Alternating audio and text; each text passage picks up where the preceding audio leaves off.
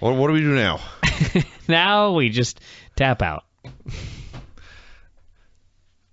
I don't have a burning desire to review the show. It was a fine show. Nothing overwhelming.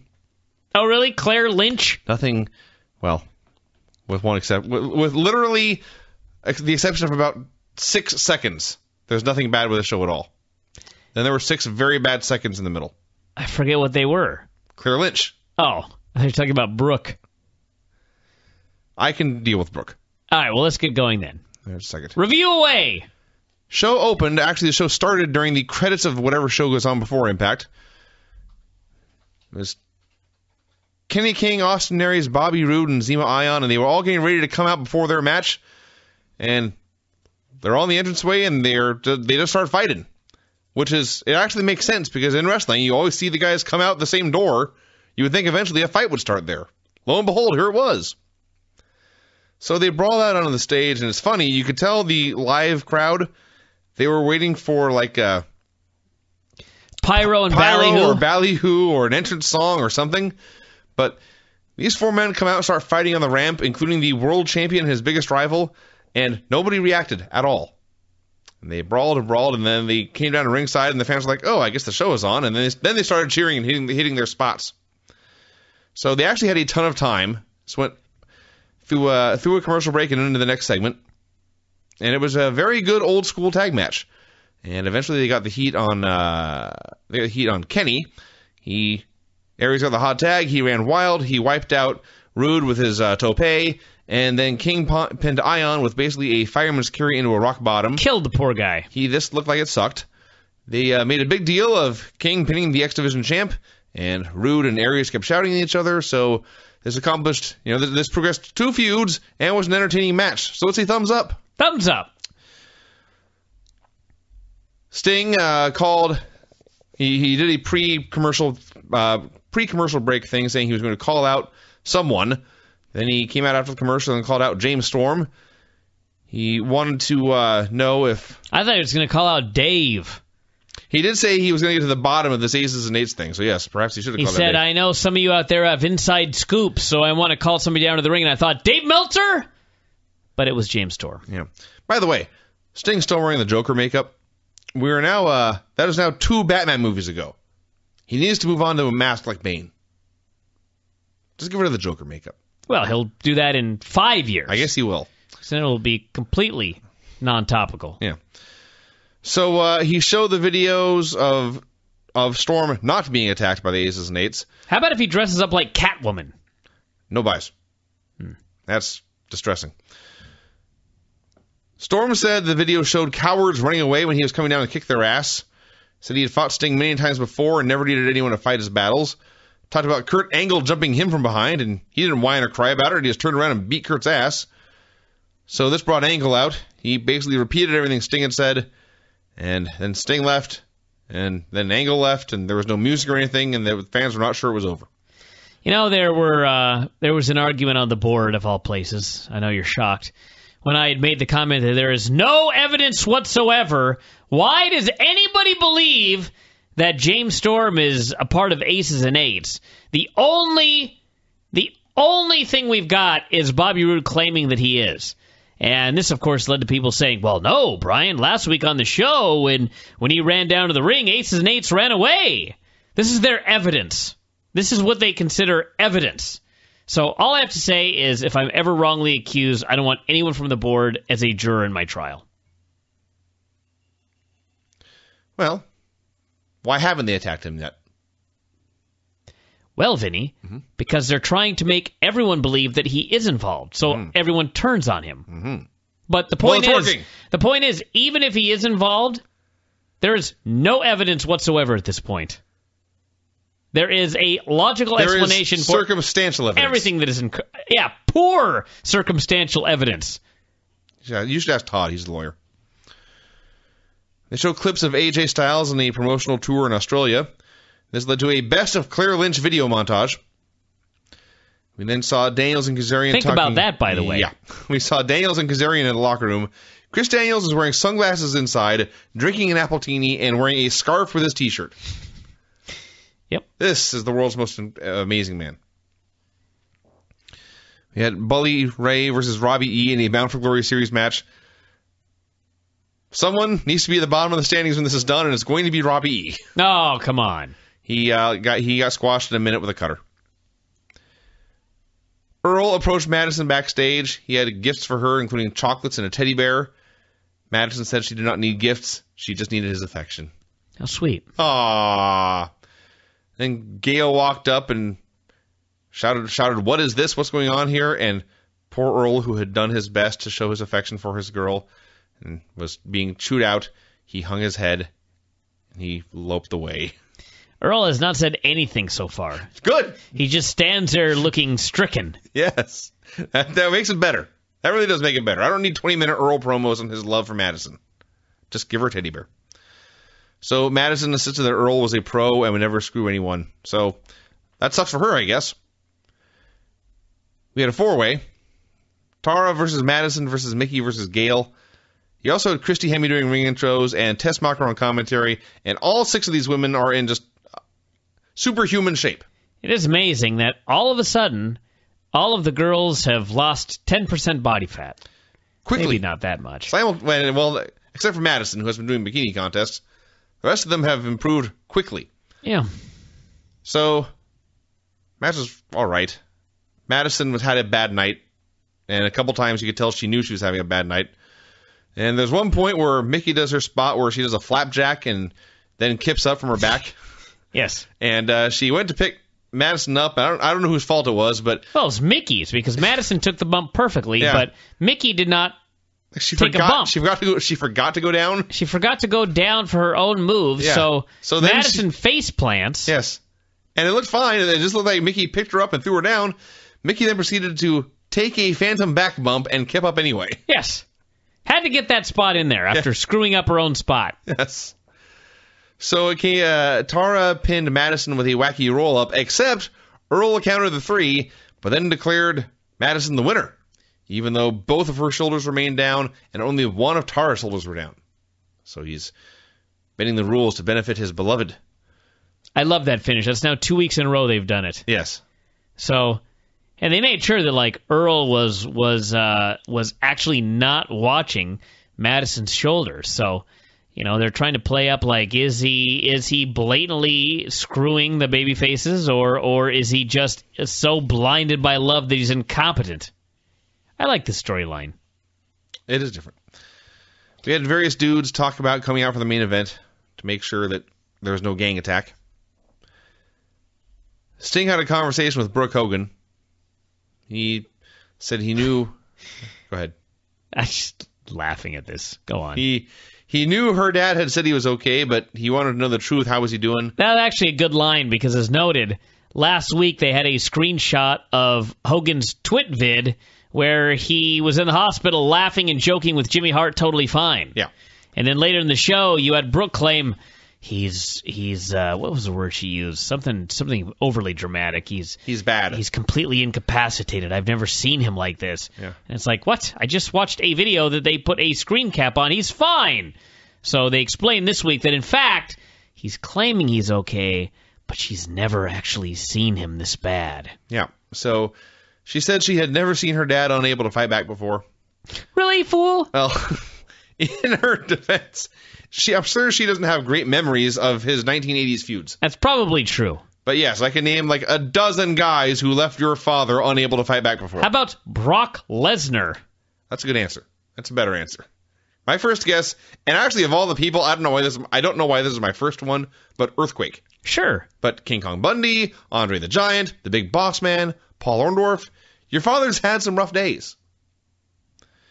So, Sting wanted to make sure that she was capable of doing her job in this environment with masked men taking out her father and other people.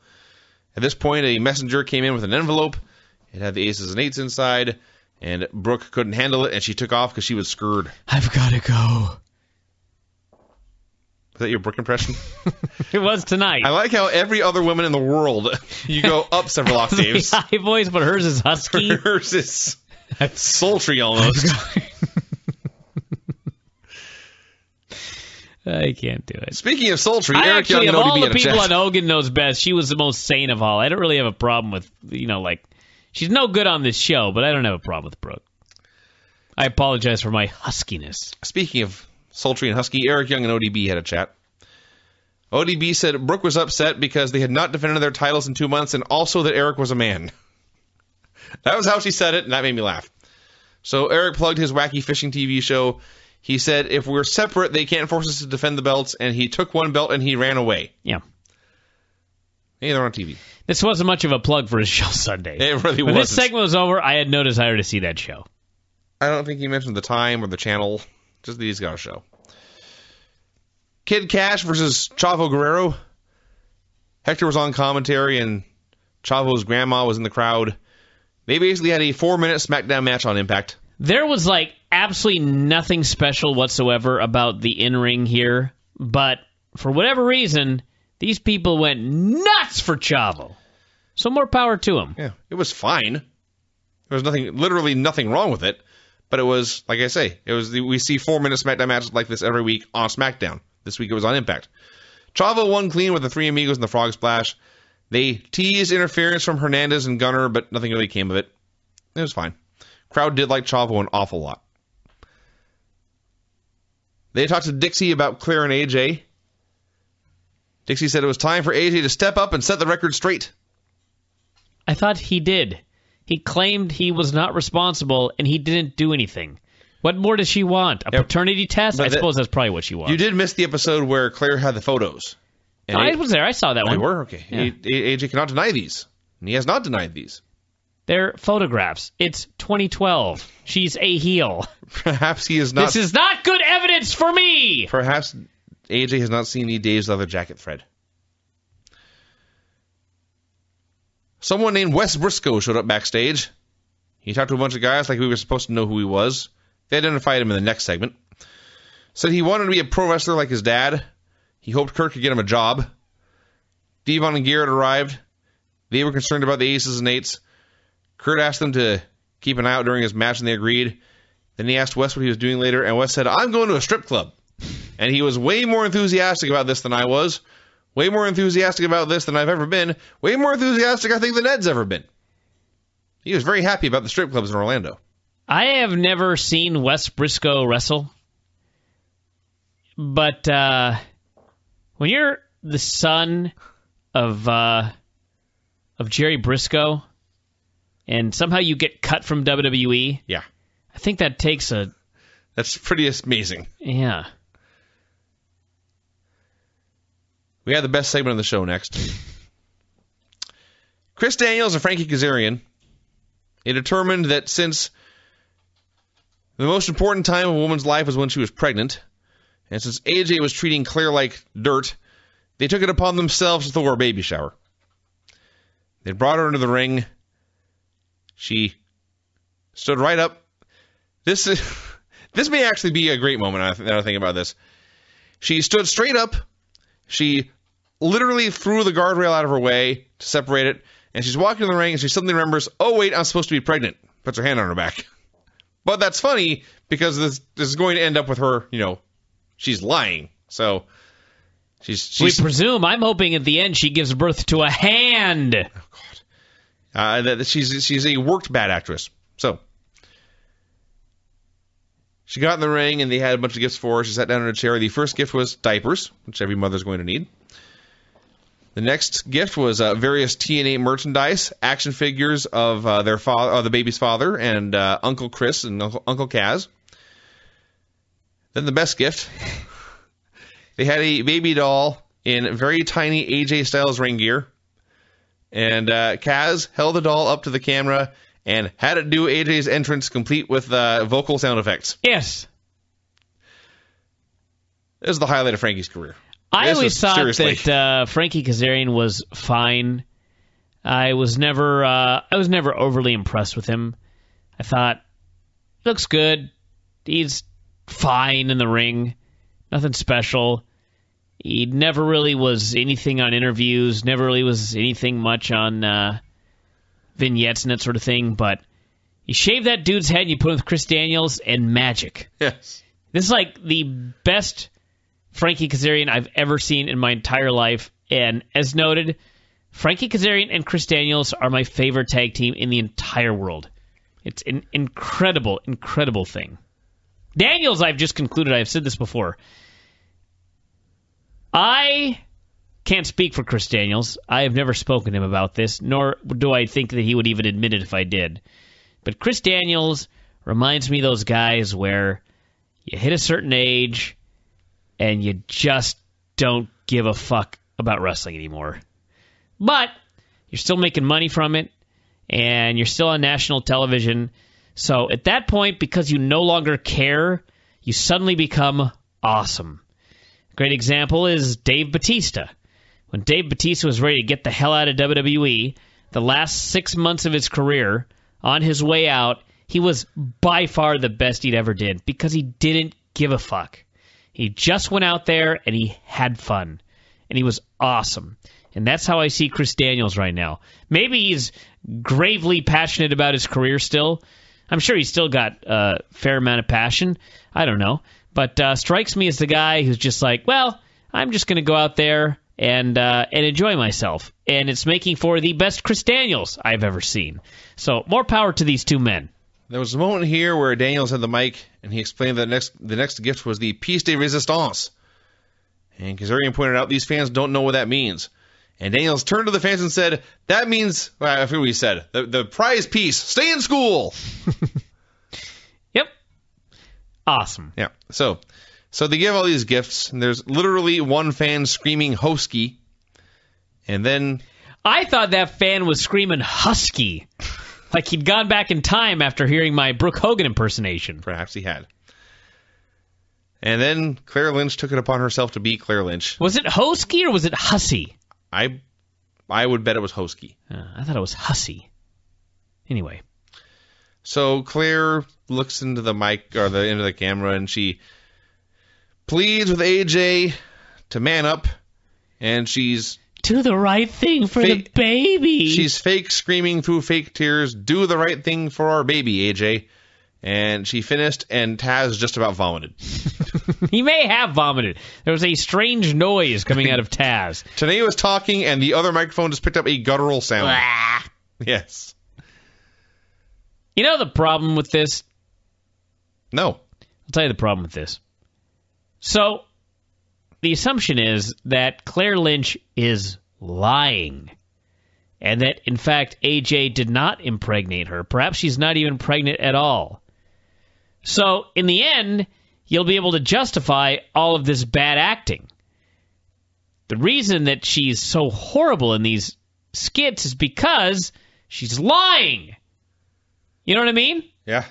The problem is, she still has to act like she's telling the truth later. Ooh, that's a good point. I'll bet she does bad.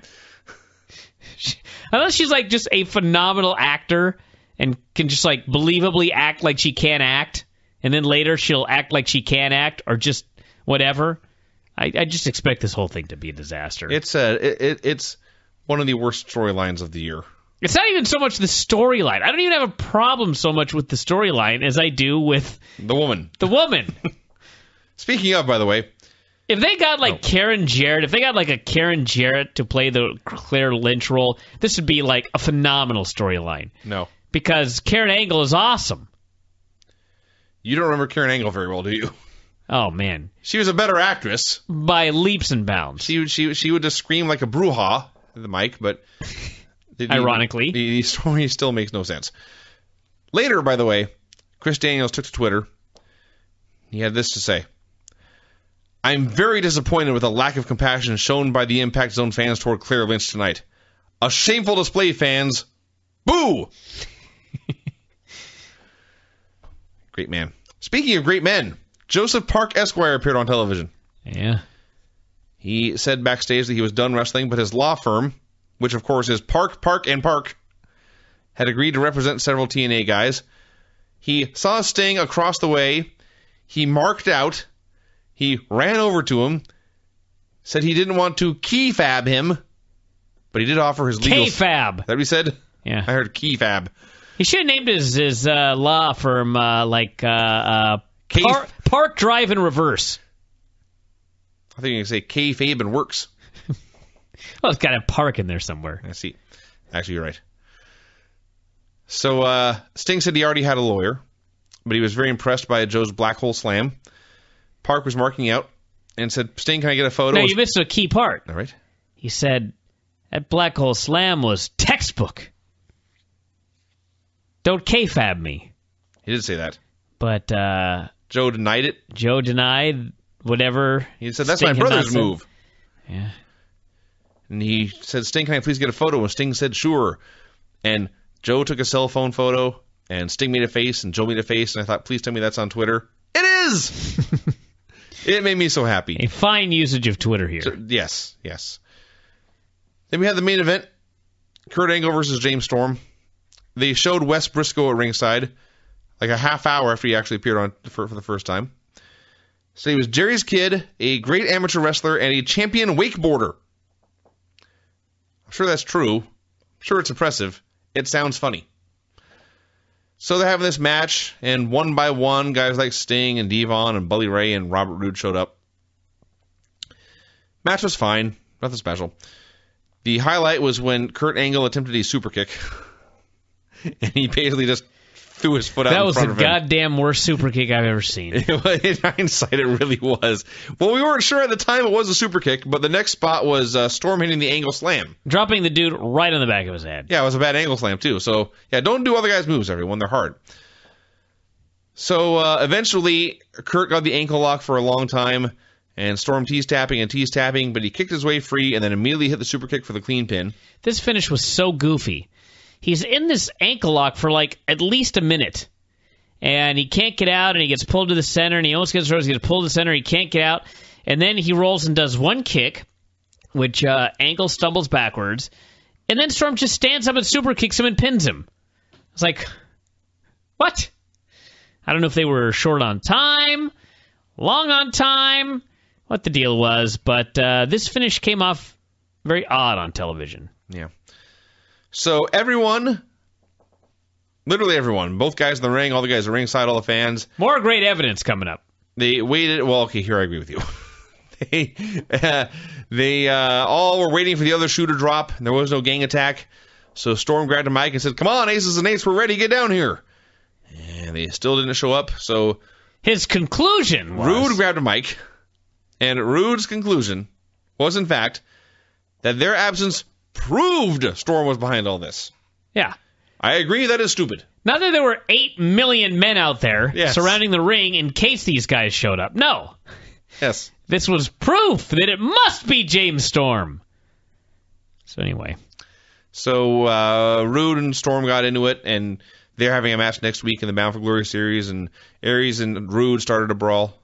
Did I say Ray and Rude? Ray and Storm got into it, and then Rude and Aries. And the show ended, so yeah. It's the best wrestling show on TV. This is not their best show.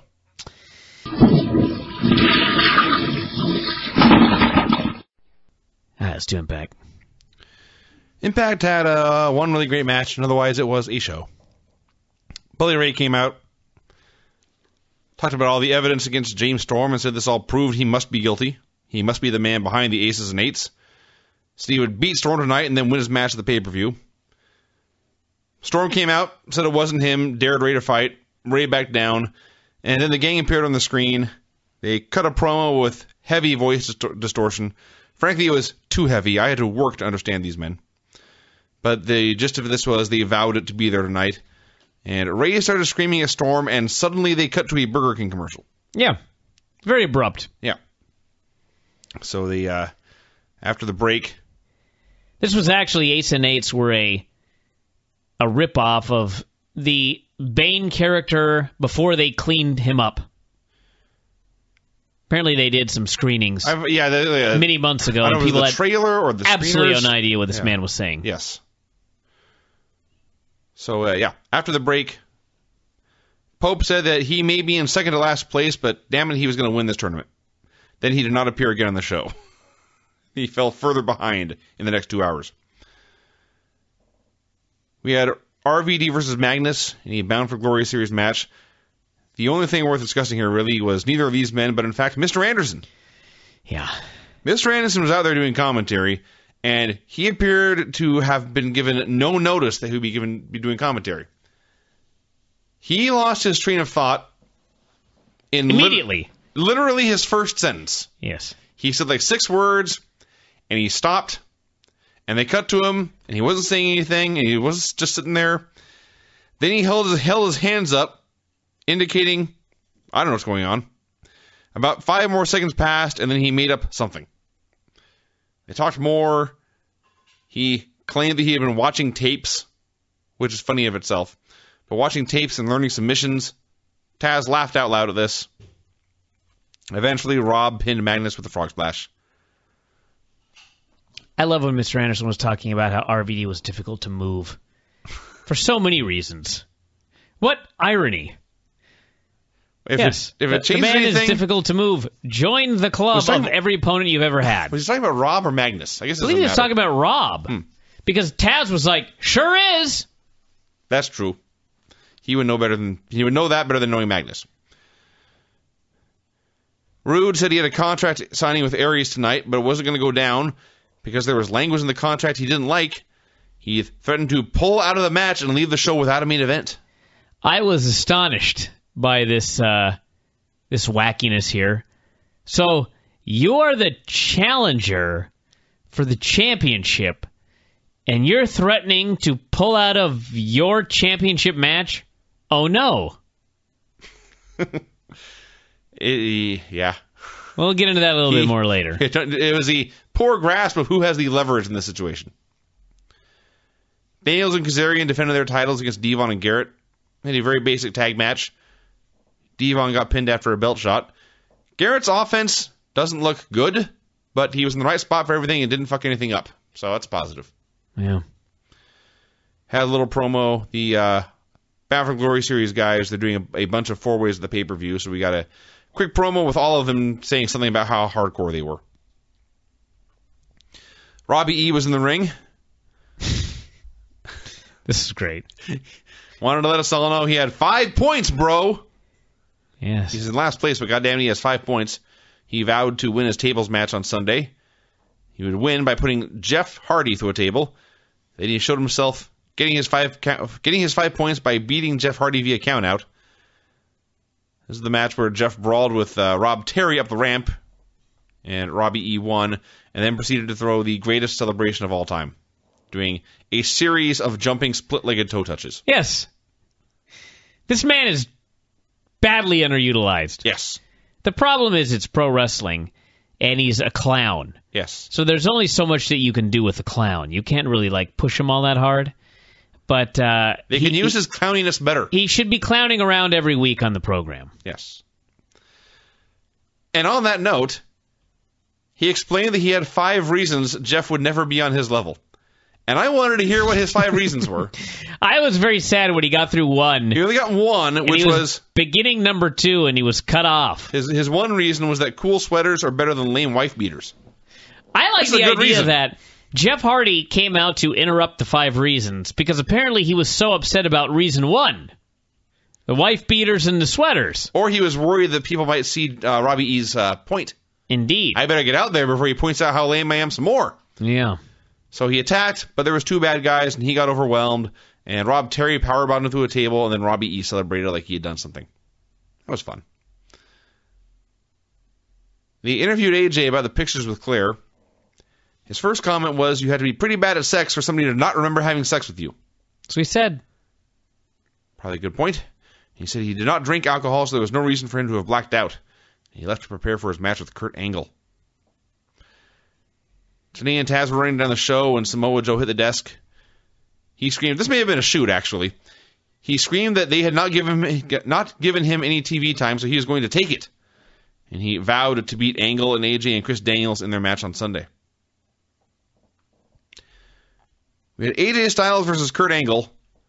These are, in my opinion, the 2 best workers in the company, so guess what? They had a very good match. They had maybe the best match on Impact all year. On Impact, yeah, probably. This match was awesome. This was an excellent, outstanding match. He kicked out of, kicked out of the big moves. AJ kicked out of an Angle slam. Angle kicked out of a Angle kicked out of a Styles clash. AJ, son of a bitch. Would you like to start over again, Vinny? I think I would. AJ Styles hit a Styles clash, but Kurt Angle kicked out. Then Angle hit a superplex and Angle kicked out. He missed a moonsault, hit a few more big moves, and then finally Angle got the Angle Slam for the clean win. Perhaps we need to replace your battery. Or restart me. Do you have a reset button? Maybe I do. Or like I could push the button hard enough and your day just starts over? Wouldn't that be awesome? I did have an idea a long time ago. I have been in the car with many people who get very upset with other drivers, and they'll be like, if I only had a gun. And I always thought, that's not very nice, shooting somebody and all. But I thought, what I'd like to invent is, I don't want to call it a weapon. A tool. It's a helpful device, a tool, where when you are ironically behind said tool, and he's going too slow, or he's weaving in and out of traffic, or my favorite, when you follow the old person who's driving 10 miles underneath the speed limit until they get to the stop sign, at which point they run the stop sign, you would apply this tool, which for all I know may be in the form of a ray gun, and that person would instantly have to start their day all over again. That's my idea. A Groundhog Day. Exactly. Bomb. But the key to this is they would wake up knowing exactly what happened. You know what I mean? Okay. But like nothing that they accomplished during the day, which quite frankly, these drivers have likely accomplished absolutely nothing during the day, hence their speed. But they would know that if they had accomplished anything, now they'd have to try to do it again because it was all erased. It was like they woke up from a dream, but they would have the understanding that, in fact, that wasn't a dream. You lived that day, but you fucked up so bad that someone hit you with the groundhog ray, and you just start your day all over again. That is my dream invention. The only flaw in this plan is that what if you have a really great day, and then you drive like an idiot on purpose so someone can restart it for you? Too bad. You shouldn't have drove like an idiot. No, they benefit from driving like an idiot. They get to go through their excellent day again. No. It doesn't work like that.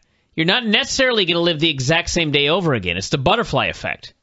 You may wake up 1 minute later, and thus your entire day is completely screwed up from that point forward.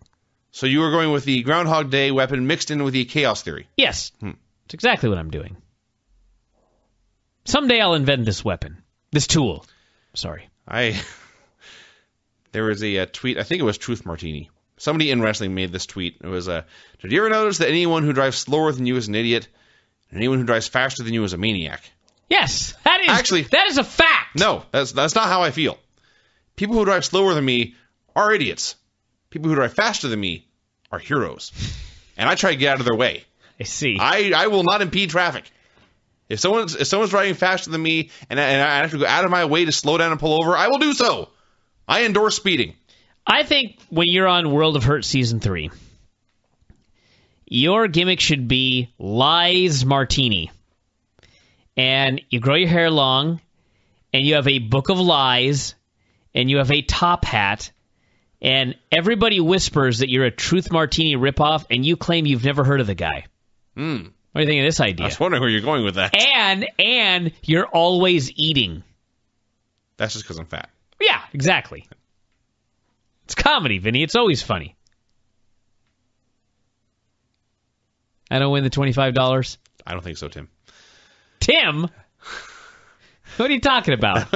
He's the only guy that's ever called you fat? I remember earlier when I made fun of people for making obscure references? Yes. That was an obscure reference to Home Improvement. I see. I presumed it was a Tim Flowers reference. Yeah. No, that's who I'm sure pointed out many times that you were, in fact, fat. Actually, no, because when I was wrestling for him, I was much less fat. That is true. He hated my hair. That's right. He picked me for my hair. And boy, did you sure show him. Did I? That hair match. Taught him a lesson. Hate wrestling. Where the fuck were we? Kurt won. And then afterwards, Claire had been cheering for AJ the entire time and being very happy. And she tried to cheer for him as he walked up the ramp, and he gave her the cold shoulder, and she was confused and hurt. It has been discovered that Claire was a local actress who I guess had done a cooking show. Is that correct? She had done a cooking infomercial. A cooking infomercial. I made it 45 seconds into this thing. I tried many times to find out who Claire Lynch was, and I was never given this information. And now it has been discovered. And somebody claimed that she'd attempted to, I don't know how they described it, basically, tried to remove or take down websites and that sort of thing. So trying to keep herself a secret. I don't know why. Maybe concerned that this will have an effect on future gigs, which, quite frankly, it probably will. But yeah, she was happy here this time. Until AJ gave her the cold shoulder. She was much better at happily cheering AJ Styles than being mean or sad. Or screaming. Or screaming. Shrieking, I prefer. Good work. That's true. We got another garbled Aces and Eights promo implying that their next target was close. Anderson immediately went to confront James Storm. And he basically said, if you're in charge of these attacks and they hit me next, I'm going to come back and get you. Aries was on the phone with his lawyer discussing the contract details. He vowed to handle things with rude like men. Gail Kim versus Miss Tessmacher. I love the start to this match. If you don't watch Impact, I was going to say if you fast forward through Miss Tessmacher's entrance, but I can't imagine why anyone would do such a thing. But there's a spot in her entrance where she climbs up on the apron with her back to the ring, and then she takes a step forward and to the side and turns around. So she does this in her entrance in every match. And she gets in the apron here, her back's to the ring, and Gail charges to attack, and she times this perfectly, so as she's about to hit her is the moment when Brooke turns around as part of her entrance anyway, and Gail goes flying through the ropes and splats on the floor. Yes. This was comedy. Yes. Afterwards, they had a match. It was fine. It fit right in with everything else in the show. Brooke eventually won clean with her facebuster. Then Madison Rayne came out. They had a stare down briefly, and then Madison turned and planted a big wet kiss on Earl Hebner. So he's going to be the ref in their match apparently, and everyone thinks he's going to screw Tessmacher so that he can screw Madison later. Joe Park Esquire appeared on screen. Doesn't sound like the worst thing. There's worse benefits to wrestling. Joe Park Esquire appeared on screen. Always a great moment. He talked about the contract signing between Rude and Aries, how he knew this kind of thing was going to come up. He suggested things might get intense later. He compared it to one of his greatest legal victories in the case of Alvarez versus McGillicuddy. That's what he said. I was hoping at first, I was thinking of Alvarez versus McNaylor.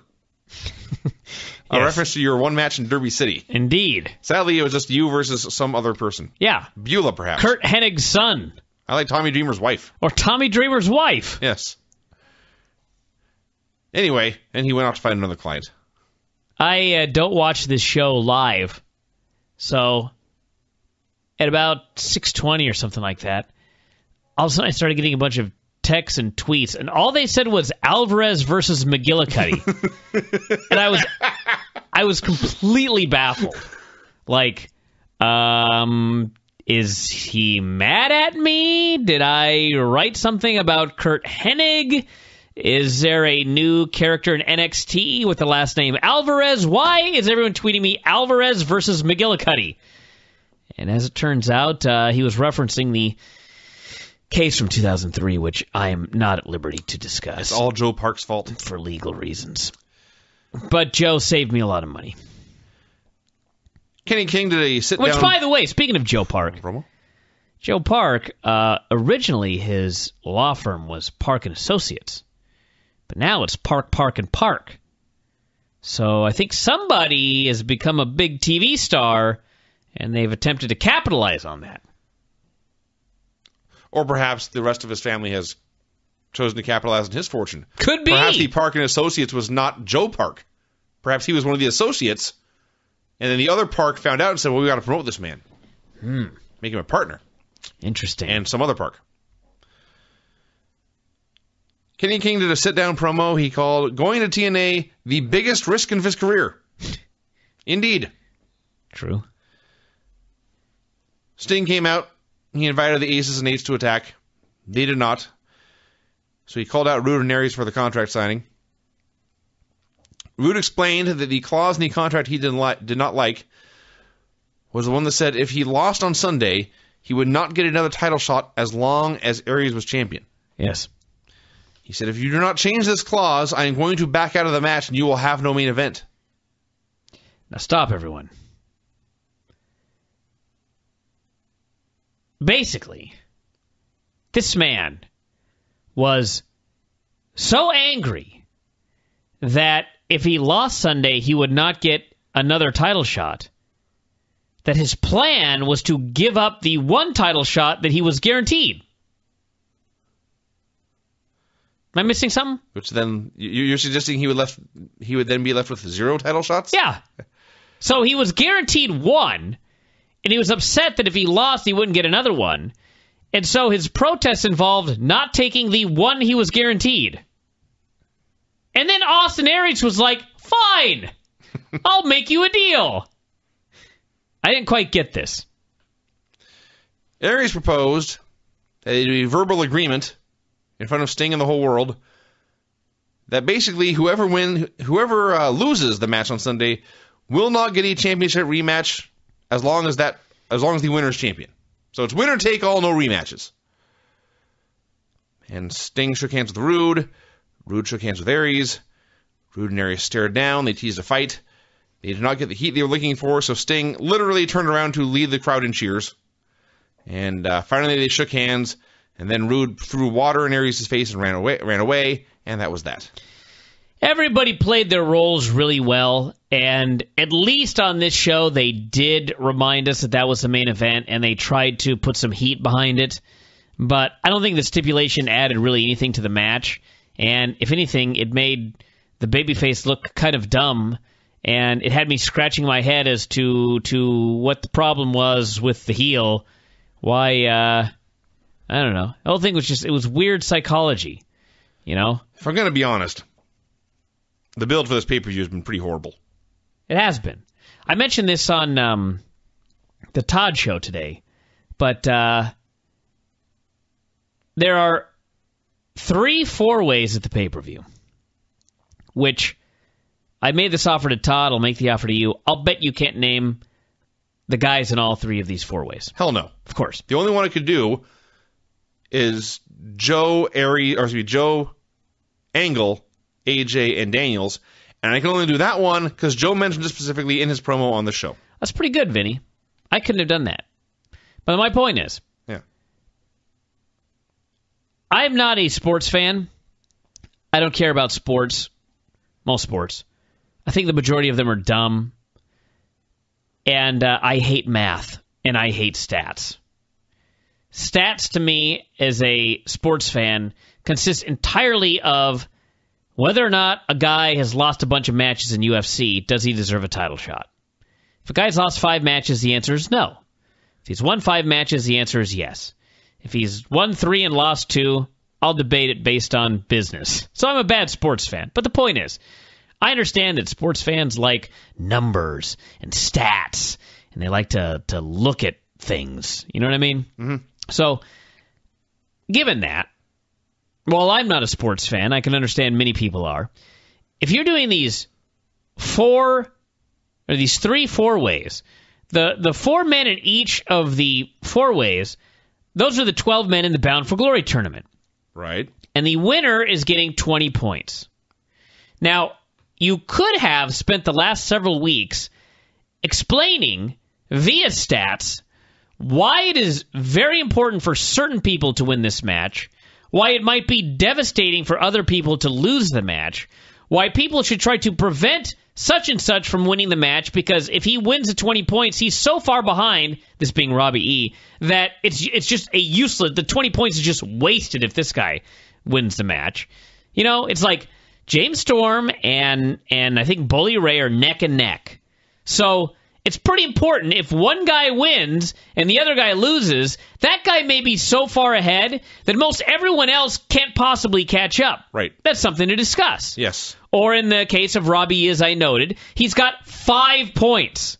Okay? If he wins 20 points, he's still so far down that it's going to be impossible for him to win. So the rest of the guys on his team should attempt to prevent this guy from all costs winning because it's just a waste of 20 points. Everybody needs these points. Some people need them more than others. For some people, it's do or die whether they get the 20 points.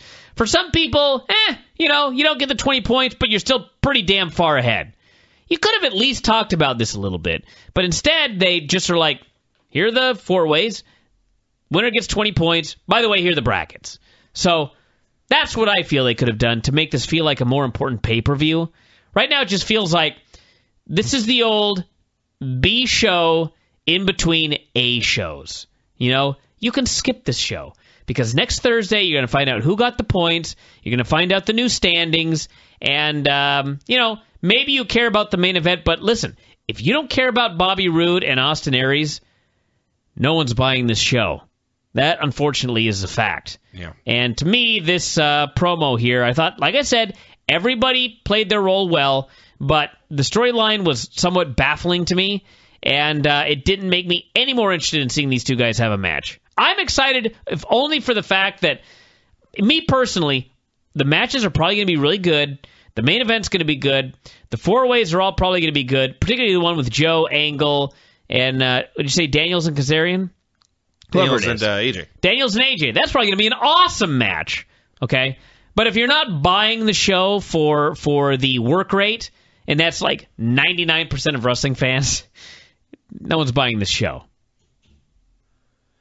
So we had the main event, James Storm versus Bully Ray. He had a good match, but they could not follow AJ and Kurt. Storm was doing some big-time cheerleading at the finish, and then he fucked up and lost. I can only presume, I have not been told this by anybody, but I would presume this means that Bully has re-signed. It's either that or when the show went off the air, Aces and Eights threatened to get Bully at the pay-per-view, at which point, I guess if he hasn't re-signed, I guess they kill him, and that's the end of him in TNA. But still, that was an odd finish. I guess they needed Storm to not get more points here. So I guess it's possible he didn't re-sign, but as soon as he won this match, I presumed he had. But then when they threatened him at the pay-per-view, I presumed, well, maybe he hasn't because that will be the end of him on Sunday. So, if you're not paying attention, the Aces and Eights appeared on screen, and they threatened Bully Ray for Sunday, and that was the end of the show. Yeah. That was Impact. Not a bad show. Better than Raw. If you're judging it as a go-home show for a pay-per-view, it was rather ineffective. If you're judging it as a pro wrestling show, was the show good, bad, horrible? It was fine. And the Kurt Angle AJ Styles match was worth finding a replay because that goddamn match was awesome. So we'll see what happens Sunday. That's it for today. I'm going to play one more song, actually. All right, the TNA Hardcore Justice pay-per-view is in the books, and in fact, in the main event, Bobby Roode did not win the title back. Austin Aries won after a series of ref bumps and a double pin finish, a match that got restarted. The stipulation, of course, was that whoever lost was not going to get a rematch, so that means that Bobby Roode will now be facing Nate Diaz at the next show. What? And, got to keep the division going, Dave. I don't even know what you're talking about. I went over Dave's head, everybody. I mean, I know who Nate Diaz is. It's going to be here. Well, because there's not going to be a rematch. No matter what. It's gonna, so it should be Austin Aries against Nate Diaz. That's what I said. No, you said Bobby Roode against Nate Diaz. Oh, I screwed up my own joke then. I'd have figured it out the first time. Let me start the show over. No. No. But anyway, so, bad joke, fell flat. But, point is, supposedly there will not be a rematch, although I would guess Something's happening. Because of all of this craziness that occurred, on Thursday there's maybe not going to be a rematch, but... He's going to have to get Joseph Park to represent him. They have been playing up that Joseph Park is looking for clients. So Joseph Park is like, I don't think he's going to represent a heel. He is a babyface. It depends on how hard up for money he is and how much money Bobby Roode still has with his character. Bobby Roode's $1 million character has been gone for years. Spent all the money like Cerrone. Some money from the gimmick, though. Yeah. No, but they're going to have to do something. Whatever. They had a great match, though. I thought that was a really good main event. Essentially what happened is they had this match, and it was going very well. Crowd was not into it like they were the first match. No. I think... I don't think the crowd was really that into the show. No. I mean, I thought the crowd hurt the show. Because I thought the wrestling was, fine, but every match felt average because the crowd never really got into hardly any of the matches. So they're doing this match, and Hebner's son takes a bump. And he goes down, and Bobby Roode hits a spear, makes the cover, no referee. So another ref, Brian Stifler, that's his name, everybody, Stifler. He runs down to make the count, and Aries kicks out. So do another spot, and this time he gets bumped. So it all leads to, as soon as they went up top, I was like, I know this finish. And sure enough, big superplex, Aries hooks a small package, both shoulders are down, both referees count a pin. Stifler was out of position and kind of ruined the timing of it, but they did the spot, they got the double finish. They first raise Bobby Roode's hand, then they raise Austin Aries' hand. The fans were actually into this back and forth who wins, and Earl Hebner comes out and he meets with them, and he said, son, you screwed up, and Stifler, you're out of position, and this and that. And anyway, he ruled that the match must be restarted. So they restart the match, and they do a couple of little quick spots, and then all of a sudden, Roode gets schoolboyed with Austin Aries doing the headstand cradle finish and gets the pin clean. So Austin Aries retains the title after the restart, and Bobby Roode is stuck with nothing, at least until Thursday. Well, the thing, what happened was Bobby Roode. What happened was when the match was restarted, Bobby Roode was already on the floor, and he was trying to leave with the belt, and Earl Hebner wouldn't let him leave. And then they ordered the match restarted, and then Aries did his low tope, and Bobby Roode still had the belt in his hands, and so Aries ran into the belt, and he was knocked out cold. So Bobby Roode threw him into the ring, and Brian Hebner counted to 2, and Aries kicked out. And then Bobby Roode shoved Brian Hebner. Brian Hebner shoved Bobby Roode back, so Bobby Roode was distracted, and then Aries snuck up from behind and got the pin. I did like the idea of it was not a blatant belt shot. The guy accidentally toped himself into the belt, but he did come off looking kind of like an idiot. You knocked yourself out by toping yourself into a belt the guy was holding. Yeah. Well, he wasn't the only one. Did you see that moonsault Christopher Daniels did?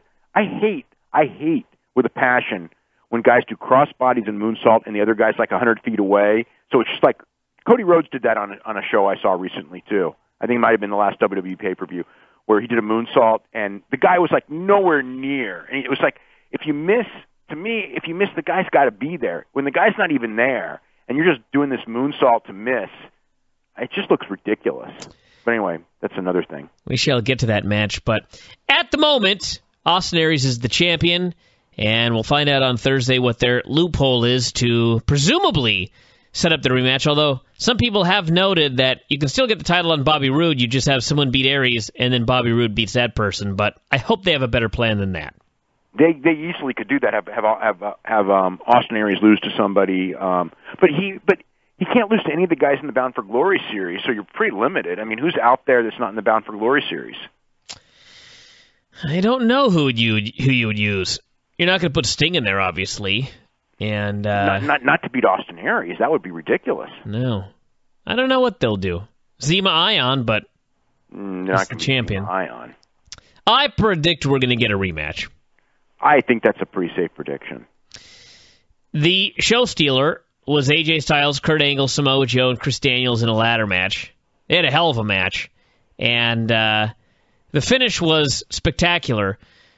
They did this spot at the end where AJ's on the ladder and the ladder gets tipped over and he falls outside. And it's kind of funny because, not funny, I guess, but kind of strange, kind of ironic. No Claire. That's true. As AJ is falling off this ladder, I'm watching him tumble down and I'm thinking, man, That's the safest fall off a ladder I've ever seen, and it's AJ Styles doing it. Good for him, not doing something stupid and killing himself. So he does a far safer than usual fall off this ladder to the outside, and then immediately smashes the back of his head on the mats. And I thought for sure this guy had a concussion. I thought for sure he was done for. So he may still have. He may have.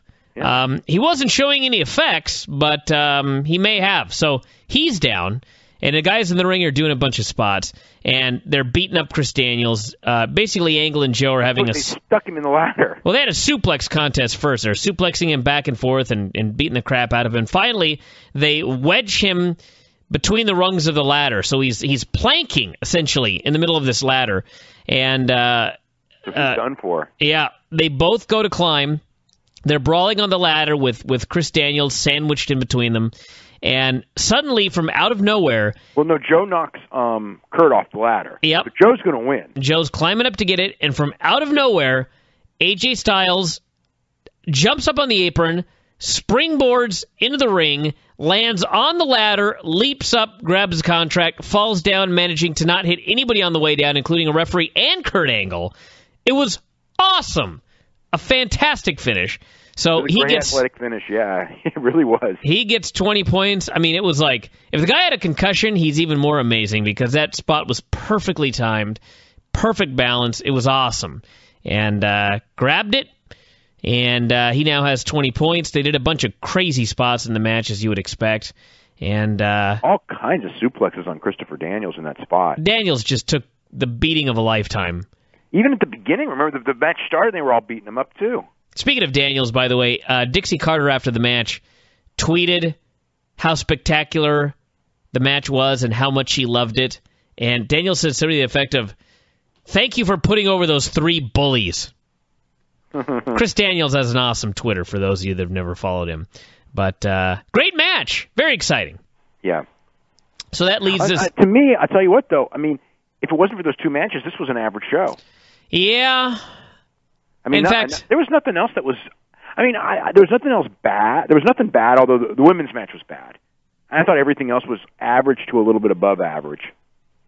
The opener, actually, Chavo Guerrero Jr. Hernandez against Kid Cash and Gunner. The 2 best guys, presumably in the match, were Chavo and Kid Cash, and those 2 guys botched like a half dozen spots in this particular match, and just could not work well together.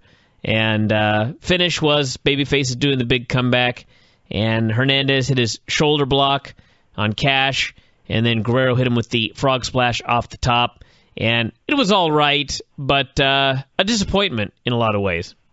Yeah, I thought it could have been better. The thing also is I think Hernandez is right about. It's right about time for Hernandez to retire that dive over the top. Yes, because boy, he barely cleared the top rope, and the first time he doesn't clear the top rope and he gets hooked and he goes head first straight down, it will not be a good thing. I mean, he used to fly over that thing, and it's funny because he's lighter than ever now. Yeah, but he's also like close to 40. Well, yeah, but it's not like, I mean, he was doing that dive 3 months ago and he was getting some height. Yeah, but... well, maybe he just got one bad jump and that was it. But it concerned me because he barely cleared the top rope. We had the first of the 4 ways. It was RVD, the Pope, Mr. Anderson, and Magnus. Falls Count Anywhere. Aces and Eights attacked Pope before the match, so it ended up being a 3-way instead. Well, actually, they probably did us all a favor. I don't know. It was... I don't know. Pope wasn't going to make the match better. He wasn't going to make the match better, but I'm not sure he would have made the match worse. Probably would have been, all things considered, probably would have eaten everything out. It was fine, I guess. They did some spots outside. Finish just came completely out of nowhere. RVD got a chair on the ramp, threw it at Magnus. Magnus caught it, Van Daminator, and they just pinned him. It was like, I was expecting a bunch of stuff, but instead it was just, that's the pin. RVD gets his 20 points, and that bumped him quite a ways up, but he's still not close to the top 4. The key, they noted, by the way, in the case of AJ as well, AJ also not in the top 4, but he's still got like 3 matches left. So there's still a chance. 4. What was that? I think he's got 4. Well, I think tonight counted as 1. No, I don't think it does. Oh, really? All right. Well, he's got 4 more then. You got. Well, I don't know. I haven't been charting it so closely just because I just haven't been. But he's got several. Yeah, he's got more matches left than most people. So Borash explained to us that security had checked the building, and this was actually hilarious all night. He's like, security checked the building, and they can't find aces and eights, and they've disappeared. So of course later they show up again, and then they disappear. And Borash is like, security never saw him show up, and they never saw him leave. And I'm like, this building ain't that big. What kind of security crew do you got here that can't find like 8 men? Five guys that are backstage they're backstage with masks on. Yeah. Like, who is your security? Is it Gunner? Is he busy working? Wasn't he security for a while there? It was Gunner and Murphy. They were security. Maybe it's just Murphy. Maybe he's one of the 5. So Madison did an interview with Borash and talked about the crush on Earl. Said maybe Borash had a crush on Earl. We had Kazarian and Devon for the television title, and the match was fine. Devon's contract is expiring shortly. He got the pin here, so I'd presume he's re-signing. I don't know, but I wouldn't presume anything. I know, but it is ridiculous to have a championship on a guy whose contract's expiring in like 2 weeks. I like to give the new TNA regime the benefit of the doubt until they prove me wrong. You're going to be very disappointed. You really think they're leaving? I don't think they're leaving. No, I don't think they're leaving because I can't imagine either of those guys going back on the WWE schedule. But the one thing is that at their age, if either of them or both of them have it in their mind that, you know what, we're not going to be in the business much longer. If we sign a new deal, because if they sign a new deal with TNA for 3 years, that may be it for them. And so they may have the mentality, look, I can do, like, my body's got one last WWE run, but not at 45, maybe at 41. If that's the case and they're thinking that, then they got to go to WWE. But I don't know what WWE would do with Devon. I really don't know as a single. Bubba, I think would do well, but if they wanted to use him in that role. The problem with Bubba is, number one, they might want him to change his gimmick, and number two, they may tone him down because they're so. I mean, he says a lot of offensive things. He is. I mean, aside from the money and the exposure, he's 100 times better off in TNA. Yeah, TNA is going to be a main eventer. They may get in one of those things where they see him as like a prelim guy, and just like give him no chance because that happens there all the time. Oh yeah. We had Tess Mocker and Madison Rayne for the title. Earl Hebner, of course, was referee. And it wasn't horrible. It wasn't really all that good. I thought it was pretty bad, actually. Yeah, did some spots. The big finish was Rayne ends up right next to the ropes. And Tess Mocker goes to make a cover. And Madison gets her foot on the ropes. And so Earl stops to count. So they showed a replay of this, and in fact, Brooke did see the foot on the ropes, although I think she did that on accident, because I think the idea was she didn't see the foot on the ropes, and then as soon as the pinfall got broken up, Madison took her foot off the rope, so when Brooke turned around, she saw no foot, so she thought that Earl was screwing with her. And anyway, regardless of what happened, she gets in an argument with Earl, and then Madison rolls her up and grabs the ropes, and Earl, of course, doesn't see this, and he counts the pin, and Madison Rayne wins the title, and Brooke is very upset, and they point out that, in fact, Earl should know better. So there you go. Yeah. Not much of a match, really. No. And not much of a finish. I can only presume that she was supposed to act like she didn't see the foot, but then they showed the replay, and she looked right at the foot, so I don't know what's going on. That wasn't the only one. Yeah. Bully interview, and he talked about how Aces and Eights had vowed to jump him, and they, of course, had teased that on Impact. That led to the match. Bully Ray, Jeff Hardy, James Storm, Robbie E. in a tables match. A botch almost immediately. Hardy. That was just crazy. James Storm and Jeff Hardy go to suplex Bully Ray, and Robbie E. is supposed to move the table, but he doesn't move it quite enough. So Bully Ray goes through the table in the first minute of the match. Well, he went through the corner of the table, and the table broke. It did break. It did break. It was the side of the table, but the table broke, and then they just had to pretend it never happened. And the people were chanting, "You fucked up." Yeah. Of course, they had Earl's son there to point out that, no, that doesn't count. You have to go through the middle of the table. Never heard that one before. Fans didn't buy that one. Yeah. So they kept going, and I guess it would have been kind of odd to split the 20 points between two men since they both put the guy through the table. I'm sure they could have come up with something, but they just acted like it didn't happen. So they do the match. They couldn't do it anyway because Bully Ray was supposed to win, and they had this whole tournament booked out. Yeah. So they got to have the finish that, you know, well, they got to have the right finish. You say that, but if he leaves, then they're going to need to come up with something else anyway. Yeah, that's true. And they do have some sort of backup plan. I don't know what it is, but he won after Aces and Eights came out, and the distraction allowed James Storm to nearly win the match. He hit a super kick after Aces and Eights came out as a distraction, and of course then one of the guys from Aces and Eights gave a thumbs up to James Storm, and this of course was led all of the baby faces and the fans. And it actually, I will say this, the fans reacted in a very interesting manner when they actually helped James Storm and then gave him the thumbs up. It was like they kind of died a little. Like they actually, you know, I've been watching this angle, and it's always been to me like the heels are accusing James Storm, and they've got really no evidence whatsoever to speak of. And this was one where they kind of gave the fans a little bit of evidence that, hey, maybe these guys are really helping this babyface that you all love.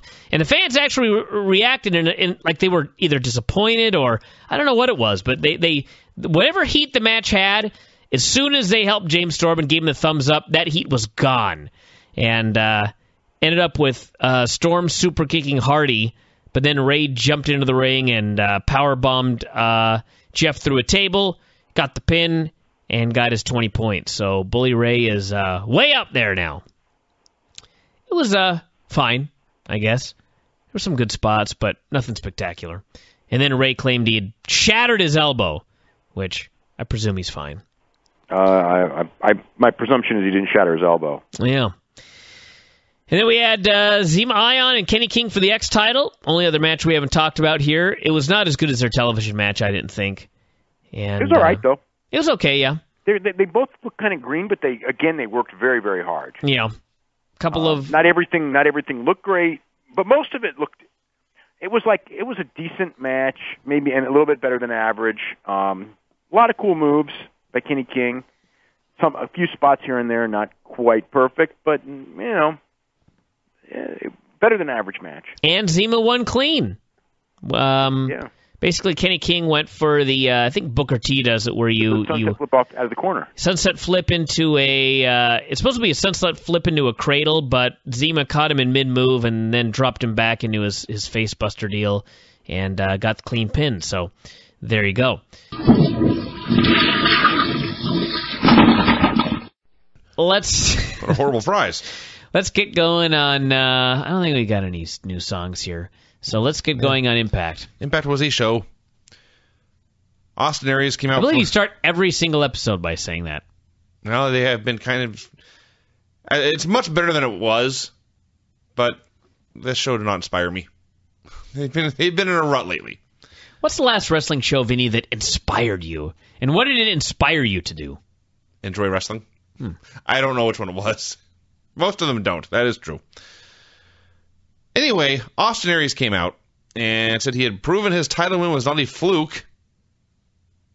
And everyone who thought his win was a fluke could drop the E and go fluck yourselves. That's what he said. This was what the man actually said. A scripted line, apparently. Austin Aries has had the most god-awful dialogue. Although not as bad as, Claire Lynch. But a close second. Well, she was not on the show. Actually, trumping them all is Brooke Hogan, but we'll get to that. I was going to say AJ on the show had some fantastically bad dialogue. So he jibber-jabbered for a while. Jeff Hardy interrupted, said he was going to win the series. They were talking about the Aces and Eights. Bully Ray came out and said, James Storm is in charge of that gang. And Aries said, maybe it's you. This went on for a while. Finally, the Aces and Eights appeared on the screen. They rambled on for a while about luck and commitment. They vowed to make an impact later tonight, and Ray started shouting, and suddenly we were in the middle of a Domino's commercial.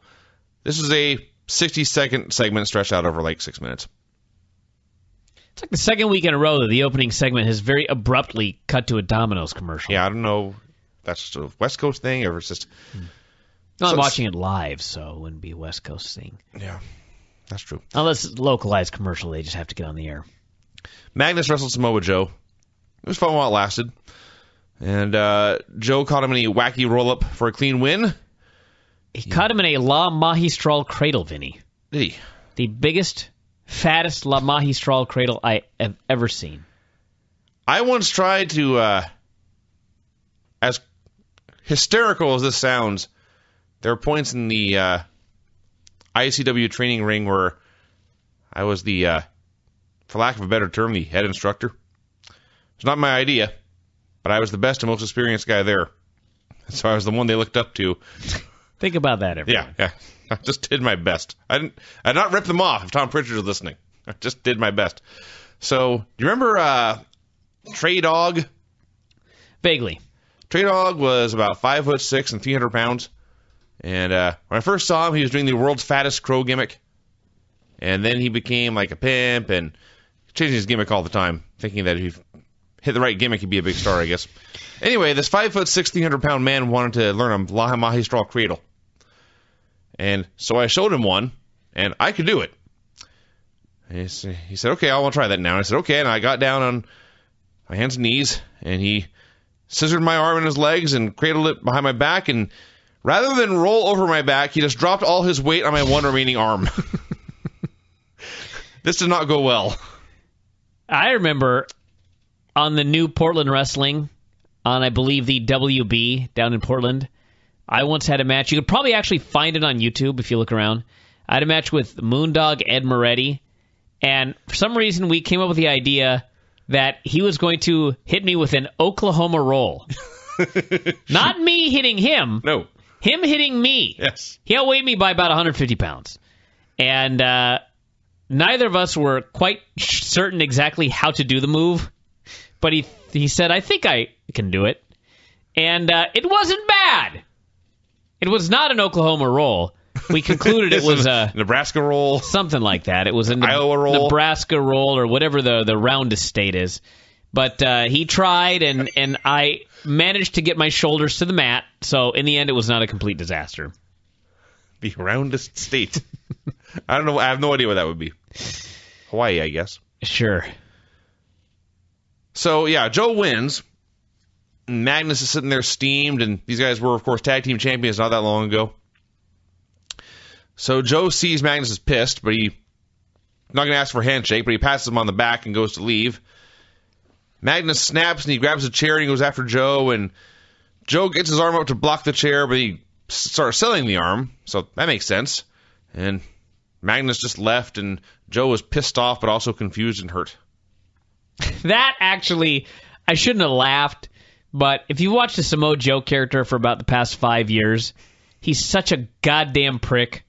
He hates everybody. He's always in a bad mood and mean. And all of a sudden here on the show, we saw sensitive Joe with his feelings hurt. Yes. I found that to be so funny. Madison cut a promo bragging about her win. A geek came up and said that Brooke Hogan wanted to see her in the ring. So after commercial, Madison comes out. She's talking about her win. And she calls out Earl. He came out, and the fans chanted, "You screwed Brooke." So it only took 15 years, but they found something new to chant at him. Yeah. So speaking of Brooke, out came Brooke Hogan. She was concerned about Earl's integrity. She banned him from refereeing knockouts matches. Earl and Madison were pissed. Mostly Madison, because Earl's a bad actor. So Madison talked smack and dared Brooke to do something about it. So down to the ring charged angry Brooke Hogan. Oh, my. Oh, my. This is not intimidating. I've said it before. I don't know Brooke Hogan, but I've seen a lot of interviews. I saw her on Hogan Knows Best. I saw her a little bit on Brooke Knows Best. She really comes across as like a nice girl, and that's the problem. She's in a crazy business. Her dad's nuts. Her mom's nuts. Her brother's whatever. But she seemed like the most level-headed. Actually, Hogan has always seemed rather level-headed, to be honest. But of the non-Hulk members of the family, she always seemed the most level-headed. And granted, if Hogan's level-headedness is whatever it is. There's something wrong with your level. But Brooke always seemed like the most normal and never really seemed like, anybody. I mean, I can imagine like, if she lived around the area, come over and watch pay-per-views or whatever, I wouldn't have a problem with that. I'm sure she's very nice.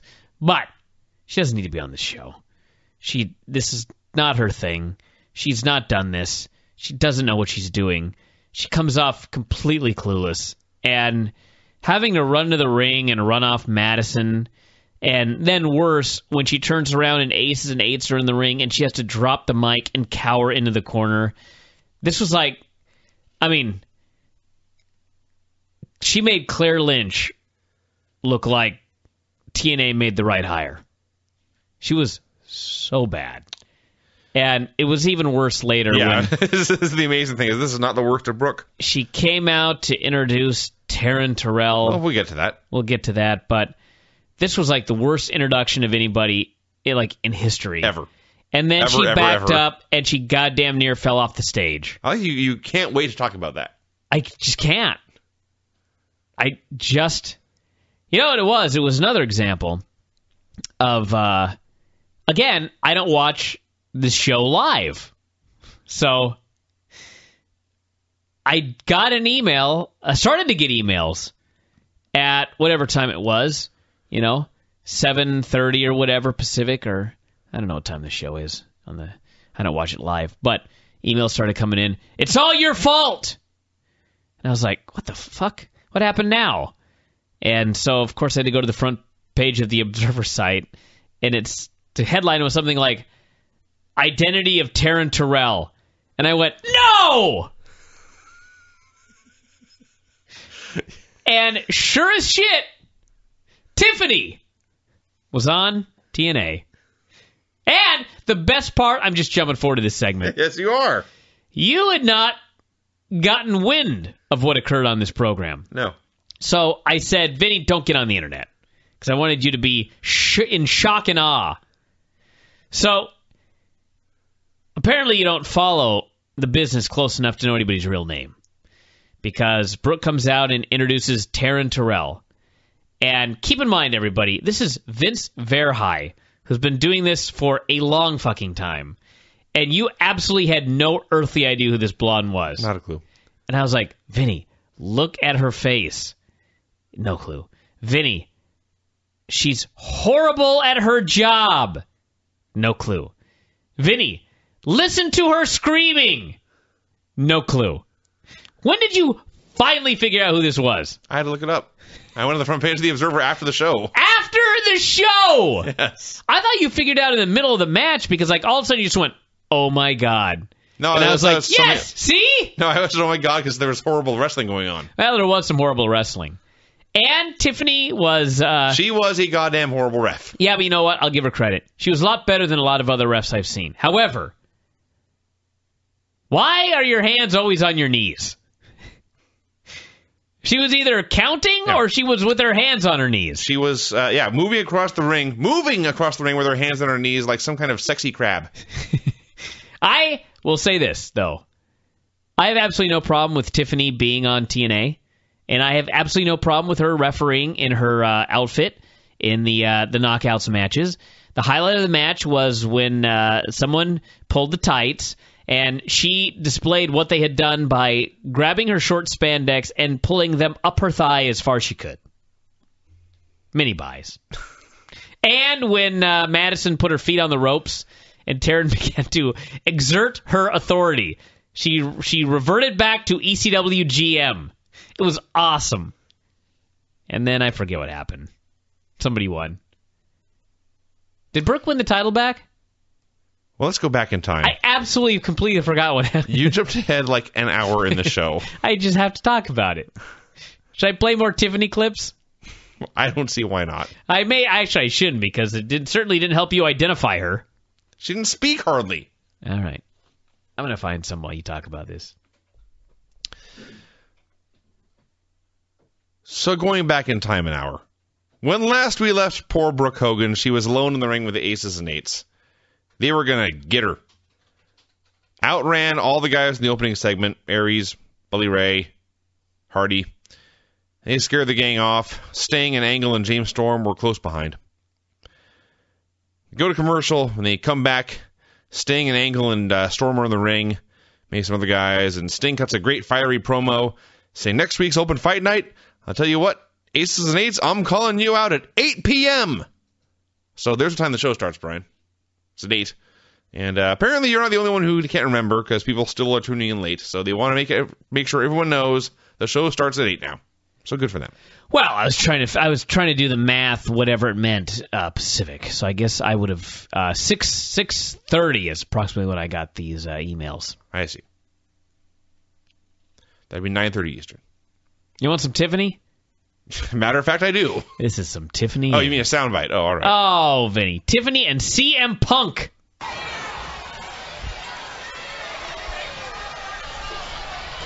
CM Punk.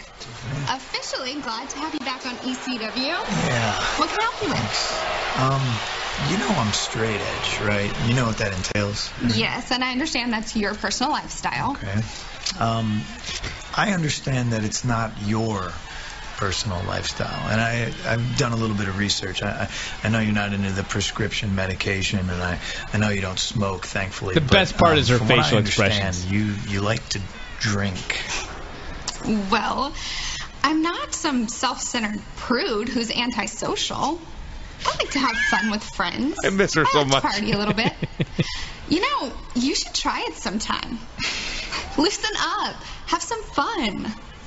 You should try being a human being. Wow. Welcome back. I'm pretty sure she was supposed to be the babyface there. I think so too, yeah. Wow. Oh, God, I miss her. She's back! If she had dialogue in the show, I would have recognized her immediately. She is back. She straightened her hair. She wasn't wearing a suit. She was in a referee outfit, which was much hotter. This was great.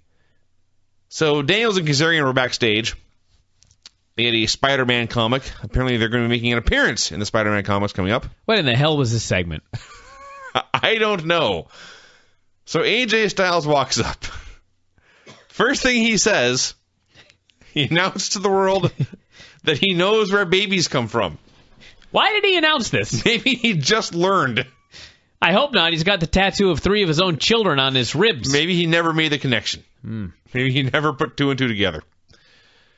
He then explained... I'm still trying to figure this out. This is what he said, everyone. Don't yell at me. This is what AJ Styles said. That he would have to be drugged to sleep with, quote, a foot Foot. like Claire. He called Claire a foot. What? A foot like Claire. He said this, and somehow all 3 men kept a straight face. A foot like Claire. Wow. I would have had to be drugged to sleep with a foot like Claire.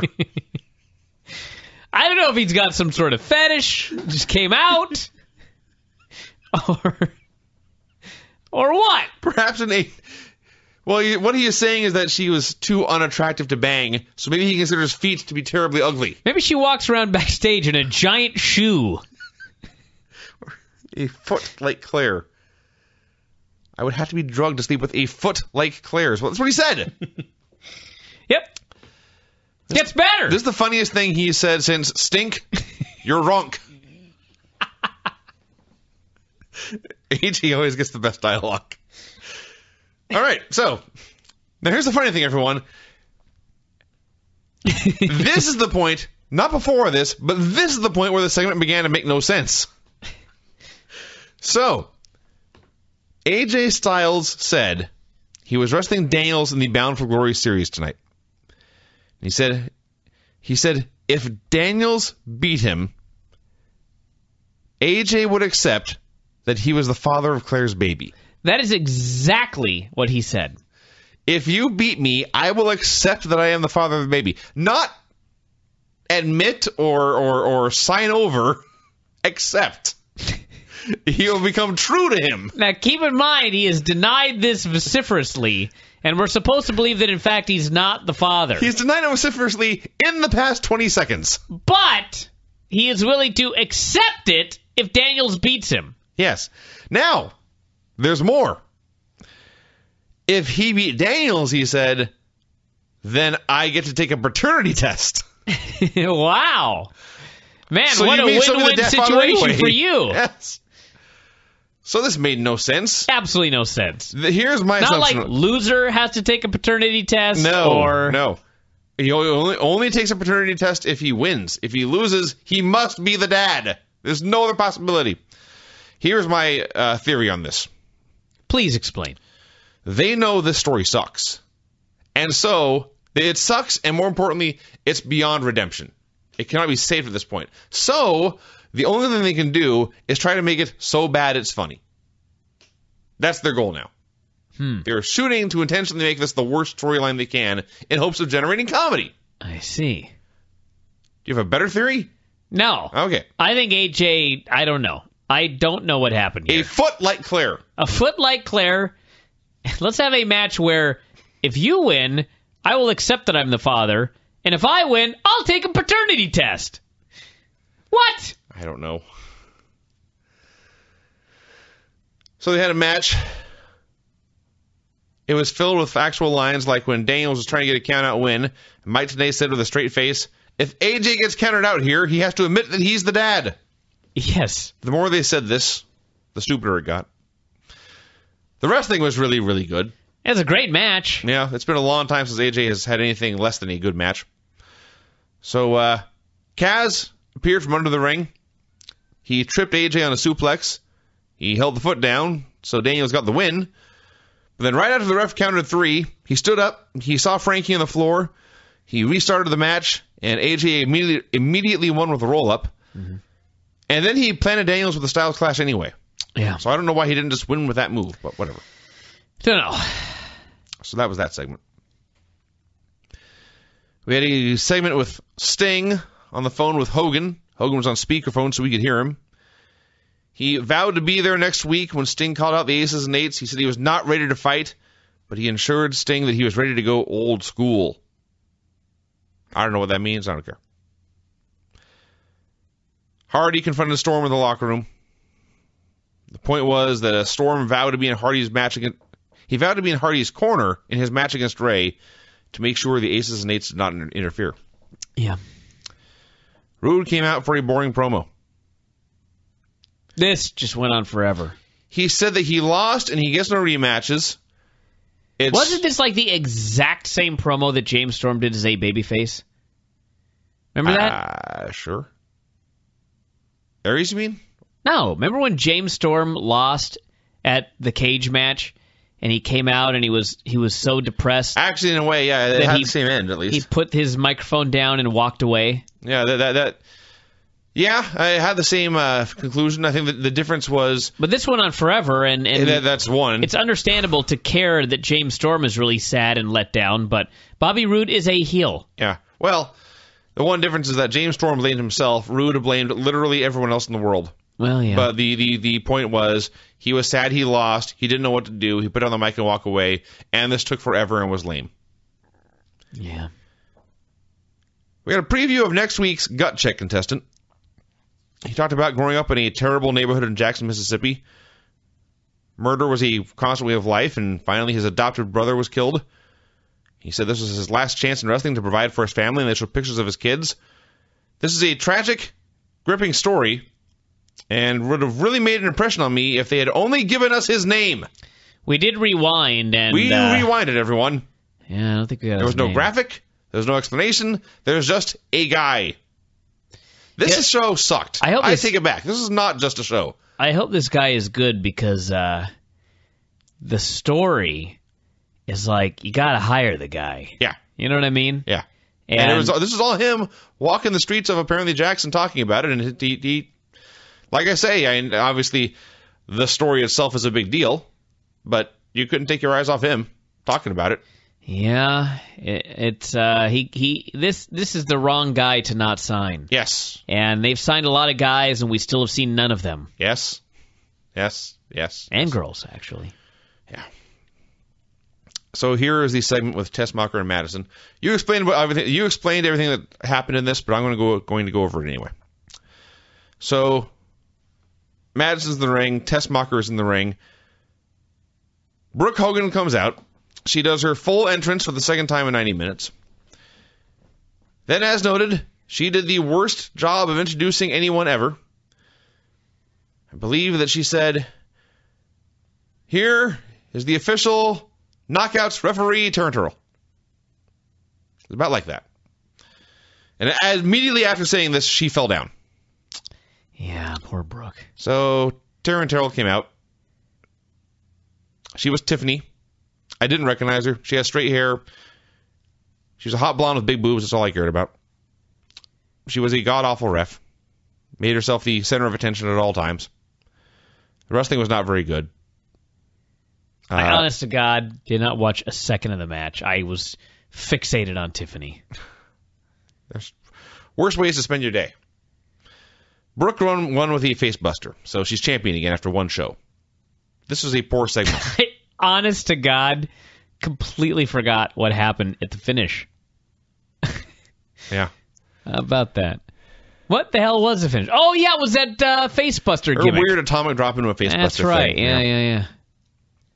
Yeah. We got a video from the Aces and Eights. They vowed to show up at 8 p.m. next week, but said they also had business to take care of tonight. The best part of this, there's one of these where they're all around a poker table, whatever, and there's the one guy in the center who does all the talking, and behind him, sitting on a box, is the small guy with the blonde hair, and he can't just sit there and bide his time while the guy speaks. He's got to sit there and rub his hands together because he's evil. You know, villainous. I laughed. And we had the main event. Bully Ray versus Jeff Hardy.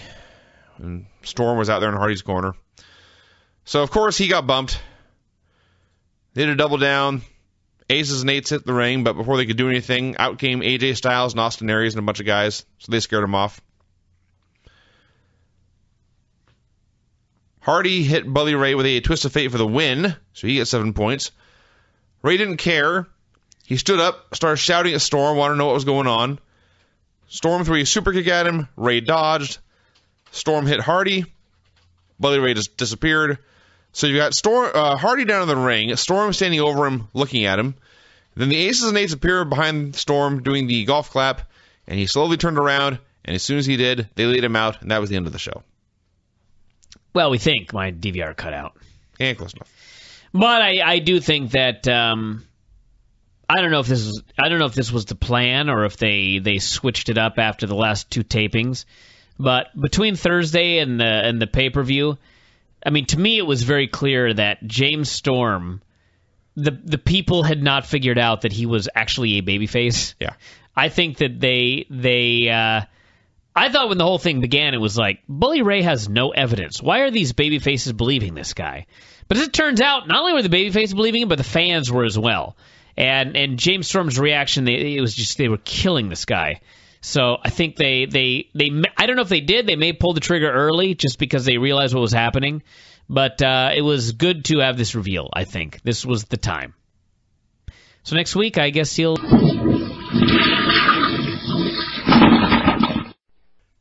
It was a lousy show. It was really no good. The Aces and Eights arrived at the building. When I say they arrived at the building, the violent gang of outsiders who had savagely beaten everyone they had seen got a fancy entrance where they rode 8 abreast on motorcycles through the parking lot as their theme song played, and then they all posed for close-ups. So Sting leads virtually the entire roster down to the ring, maybe all of it. A bunch of guys were out there. He showed a photo montage of everyone the Aces and Eights had attacked. Fans were chanting, "We want Hogan." I think they said, how do they describe those still photos? I'm going to show it in all of its vivid glory or something like that. Something like that. Then they just had like 2 still photos. Yes. Like, that's not very vivid or glorified. No music to it or anything. No. Just, yeah, there's a man down and some feeder on him. So he called out James Storm.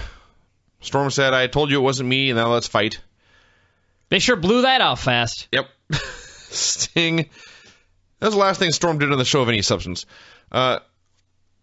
Sting acknowledged the Hogan chants. Said the Aces and Eights had pissed the Hulkster off. He was here tonight, so come on and fight. 2 men in Aces and Eights gear came down to the ring. The wrestlers invited them down. So these 2 guys get in the ring. There's like 10 wrestlers in there, and one of them pulls out nunchucks. And why not? And why not? It's 2012. And little lesson for those of you who maybe watched like The Master on TV in the 80s. If there's 2 of you and 10 of them, nunchucks ain't going to help. So, indeed, they got beaten savagely here. And one of them was unmasked and bleeding from the mouth. And he laughed and said, thank you. I just got patched in, which apparently is biker gang lingo for an initiation or something. So he promised that they would be in for a long, painful night. And boy, were truer words. He was right. This man was a prophet. Tess Mocker came out for a promo. It was open fight night, and she was the champion, mind you, and she wanted to challenge Tara because Tara was the teacher, and she wanted to see if she could beat her. All right. So she was her teacher. Yeah. She was a teacher, and she needed a beating. I hated school. I don't think that's what she meant. So they have a new camera angle where they start backstage and follow the wrestler all the way up through the gorilla position and then down the ramp. And I think they did this exclusively to have Tara's ass on TV for a long time. On top of that, Taryn Terrell came down. Taryn Terrell. Whatever. So. Taryn Terrell. Yeah, doesn't matter. Seriously, it doesn't matter. Well. Okay, no. So, yeah, the wrestlers are in there. Then they play the ref's music, and the ref comes out last because she's the biggest star. The first half of this match, I thought this match was terrible at the time. Little did I know what we were in for. The first half of this match, I thought they were making a concerted effort to top the Women's Battle Royal on Raw for the worst women's match of the year. It picked up significantly in the second half. Tara won with a superplex, so the teacher beat the student. They hugged afterwards, and Taryn, is it Terrell you said? Taryn Terrell. Tiffany. I'll call her Tiffany. Tiffany didn't do anything. There was a lot less hands on knees in this match. Yeah. She apparently told her, walk like a human being. Show the Aces and Eights attacking Pope. Had an x-ray of Pope's broken collarbone or shoulder, whichever it was. So Sting gathered AJ Styles, Robbie E, and Rob Van Dam and said, listen, you 3 guys never got a chance to wrestle Pope in the tournament, so you're all short one match. So you're going to wrestle each other in a 3-way for a chance to earn points. Okay, that makes sense. Cool. So we had AJ versus Robbie E versus Rob Van Dam. Explained during this match that not only did AJ agree to take a paternity test only if he beat Daniels last week, but he also agreed to learn the results of this test on live national TV during a professional wrestling show. What better time? We're taking place later on this program. So, AJ stuff still looked great. His moonsault DDT got fucked up for, like, seriously the first time ever. Although I think it was Rob Van Dam's fault, but. So you know how throughout the course of his career, RVD has always hit the frog splash and then rolled on the mat holding his own ribs? Well, he did that here. He hit the frog splash on AJ. He's rolling around holding his own ribs. And then Robbie E hits the ring and covers RVD and pins him. Yeah, he didn't steal the pin on the guy who got hit with the move. No. He stole the pin on the guy who hit the move. Can't even say stole the pin. I don't know what he did. He pinned the guy who hit the move. Yeah. RVD was pinned because he hit his own finisher. It's an odd swerve. The best part of this is that because of this shocking upset win, Robbie E moves all the way up from last to next to last. Well, he's still last because Pope is out with an injury. I suppose. All right. So he moved from last to last. He passed Pope, so yes. He moved last of 12 to last of 11. So Jeff Hardy called out Rob Terry. Fans chanted steroid at him. Why did he? Because Terry attacked him like 2 weeks ago or something. I see. It happened. I remembered. It's all right. They had a short match. Fans chanted steroid. Jeff won with the twist of fate and senton. Steroid or steroids? Probably steroids. Okay. Hard to tell. Daniels and Kazarian did a quick promo hyping the paternity test. The only reason I mentioned this was because Kazarian called AJ a redneck scrote. Sting did a very goofy promo calling out the aces and eights. He came off like a clown here in a very, very, very bad way. And then we had the paternity test. So AJ comes down to the ring to see if he has fathered a child. Fans were so concerned and taking this so seriously, they chanted, "Who's your daddy?" AJ apologized to everyone. Said he would take responsibility for his actions if it was his baby. But if it wasn't, he didn't ever want to hear from Cass and Daniels again. Borash calls out Claire Lynch, who did not come out. Instead, we got Cass and Daniels. Before you go any further, Yes. got an email here, and I got the one. So yes, Kaz and Daniels had an explanation for why Claire was not there, and we had actually one of our, I can't even say just one of the listeners, one of our friends who has traveled to Vegas, Paul. He asked us to politely not mention the phrase that they used because his sister just had this for real, and his niece was deprived of oxygen and has suffered brain damage. And he's very upset with this. And so we would like to send out best wishes to Paul, as well as Emily and the entire family. And I didn't write the segment, but I apologize for the segment. I guess that's the best way to say it. It's really awful. These things are horrible. It's terrible news. It is much worse than a crappy wrestling show. But that's what we're here to talk about. So, Kaz blamed America's bullying and prison problems on AJ and other absentee fathers. Daniels explained that Claire was dealing with complications in a hospital, said it was AJ's fault because he had ignored her. Called AJ a selfish bastard when a woman appeared. She identified herself as Grace Stein. She was Claire Lynch's attorney, and she had a statement to read. Kaz and Daniels did not want her to read this segment, but then they stood back and let her read the entire thing for several minutes. So the statement from Claire Lynch said that Kaz and Daniels had put her up to the whole thing, that she had put a drug in AJ's, quote, cola beverage, in the hopes that they would be able to blackmail AJ, said she had never been pregnant, and finally she apologized to AJ and said, "Don't worry, everyone, he's still a good man." And she and Borash left, and AJ attacked the heels, and they ran away. Besides just being offensive to people who are going through real trauma in their life, the segment was very, very, very long, and obviously, they had to end the angle somehow. But when the angle is this lame, it would have been better to show up, end the angle, and get out.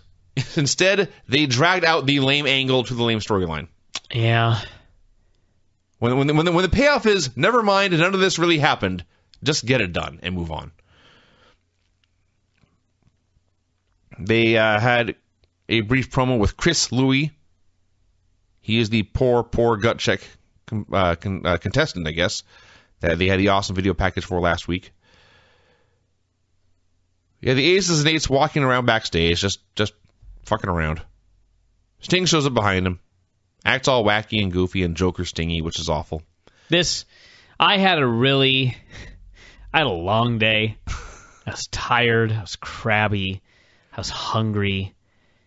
And Hulk Hogan in this segment. Hulk Hogan appeared. Hulk Hogan turned everything around for me in this segment. I quoted him. Hogan appeared with a stick. He beat him up with a stick. He said it was a bat. Sting threw the bat, and Hogan caught it. I stand corrected. It was a fucking bat.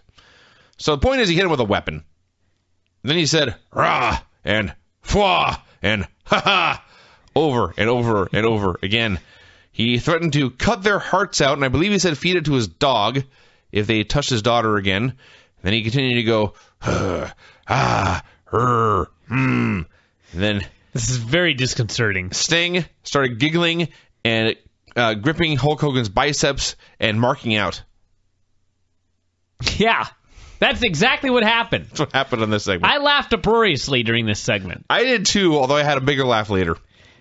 I will say, however, in all seriousness, poor Hulk.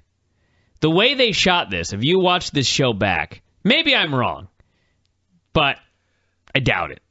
The way they shot this, they showed Hogan from behind.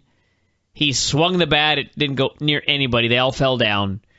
And then he said, "It's Hasha, hey, Hasha," and huffed and puffed. And this dude can't move. Between this and the other segment he was in, the later segment is actually much worse, I thought, because here you could barely see him at all, and it was in shadow. The other one you could see him clearly from the waist up, and it was fully lit, and he's Kali-rific. Oh, it was sad. This dude is completely immobile, and they tried to shoot it to hide it, but it's kind of like, you know, the thin person who's like, "I don't like this outfit. It makes me look fat." I always laugh at that. It's like, no, it actually doesn't. The only way to look fat is to be fat. And that's kind of the deal here. Like, they're trying to hide the fact that Hogan can't move, but it's like, you can't hide that. The dude cannot move at all. It's impossible to hide. And it's sad. Guess who appeared on TV? Alex Silva. He did. Swear to God. He's around. He's in Ohio Valley. He was just there. He didn't really do anything. He talked a lot about his chance at Impact and what it meant for his career and how important it was to deliver in the ring when you got the chance. So we had Chris Louis versus Gunner. I started writing some unfriendly things about Chris Louis. And I erased them all because I realized, you know what? I felt bad for the guy. He's doing the best he can. Yeah. I'm not mad at him. I'm mad at TNA. You can't tell me that this guy, he was so bad here that it could not possibly have been that much worse than his tapes or whatever they saw when they sent him in. And the fact that they put this guy on TV when he was in no position to be put on TV, that's on them. Yeah. Everything that a wrestler can do to be on TV, he did badly. His offense looked bad. His body looked bad. He fucked up a spot and responded by jumping up and going, "Yeah!" to draw attention to the fact he fucked it up. He was skinny fat. He got blown up in seconds. I felt bad for the guy, but oh my God, was this a horrendous wrestling match on live television. So Gunner pinned him. And like I said last week, they showed his story again, and I presume it's true. Maybe it's not. I presume it's true. And when you watch the story of his life and the tragedies that he's endured, the first thing you think is, well, they have to hire this guy. You know what I mean? Yeah. To not hire this guy just seems so cold. But he's so bad. He's horrendous. And I don't know. We'll see what they do next week.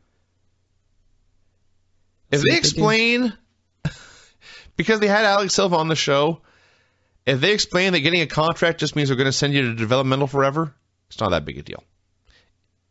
And clearly, because everyone's gotten a contract and none of them have come back yet. They should probably have made that clear at the beginning. Yeah. But this is not good. ODB was there. She's on the phone with Eric. Hasn't seen him in weeks. He left to get fried chicken. I'm going to just cut to the chase of what she said. She wanted him to come back with fried chicken and also to bang her. And then since he was not there, she was going to go bang someone else. Basically, yes. Mr. Anderson wrestled Bully Ray. First, I started laughing because after all these years in the two biggest companies in the nation, Mr. Anderson is still dead weighting guys on body slams. It's amazing to me. Then came the funniest part of the entire show. This is a planned spot. This is what they wanted to do. Mr. Anderson went for that rolling fireman's carry, and he got Ray up on his shoulders. Then he teetered, and he tottered, and he weebled, and he wobbled, yes, and he fell down onto his face because Bully Ray is too fat. Yeah. So it's a funny spot anyway, and it's funnier most of all because Bully's not as fat as he used to be. This is not the 400-pound ECW Bubba Ray Dudley. Well, Mr. Anderson also isn't as strong as he used to be. Apparently not. Yeah.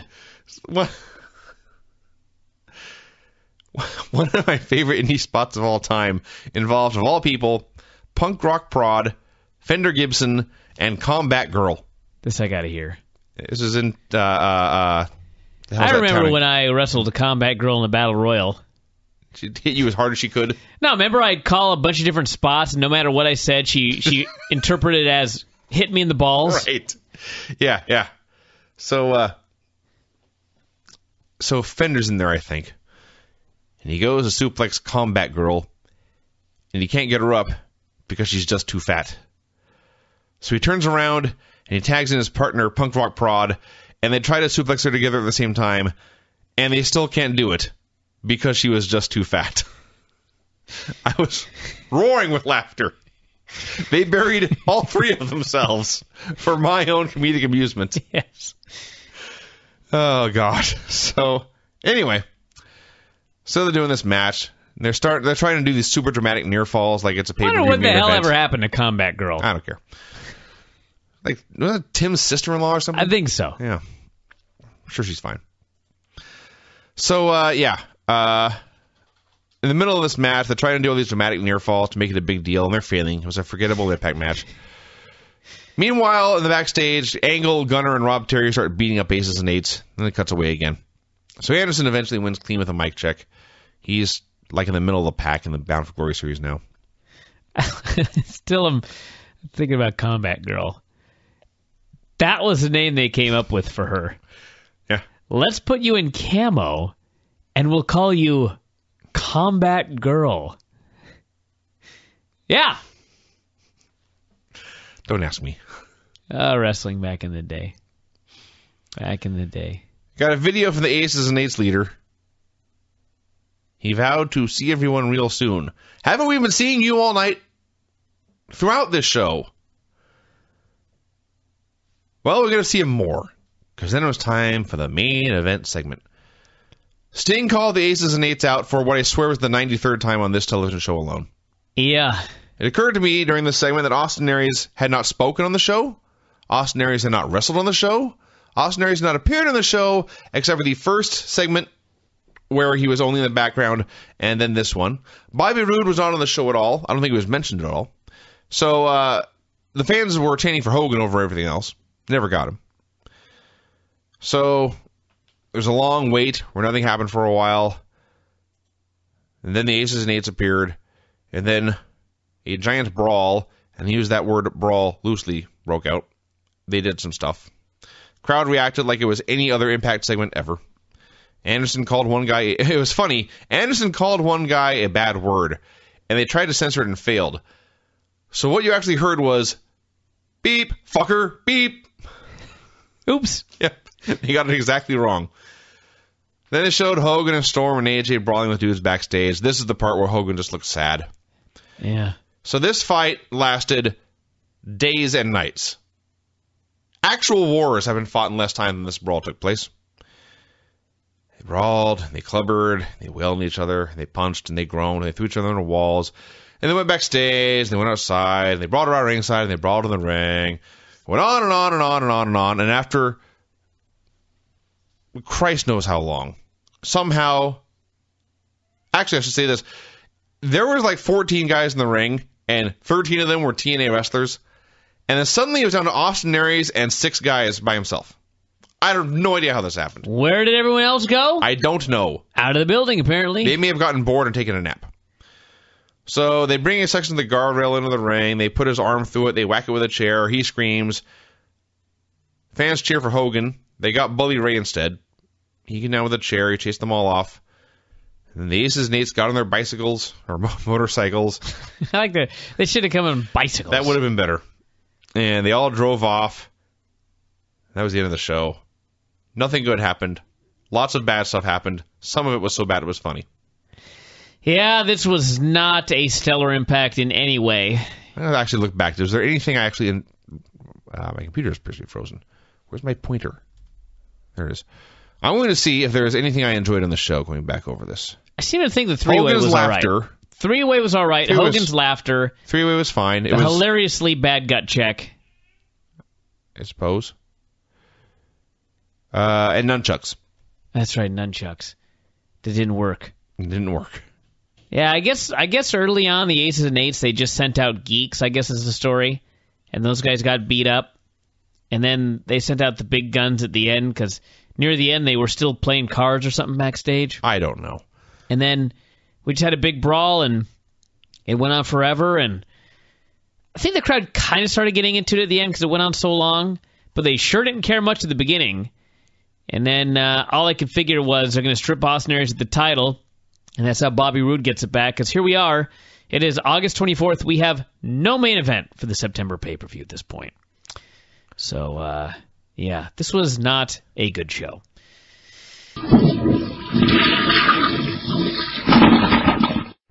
All right, let's do Impact here, what I thought was a fine show this particular evening.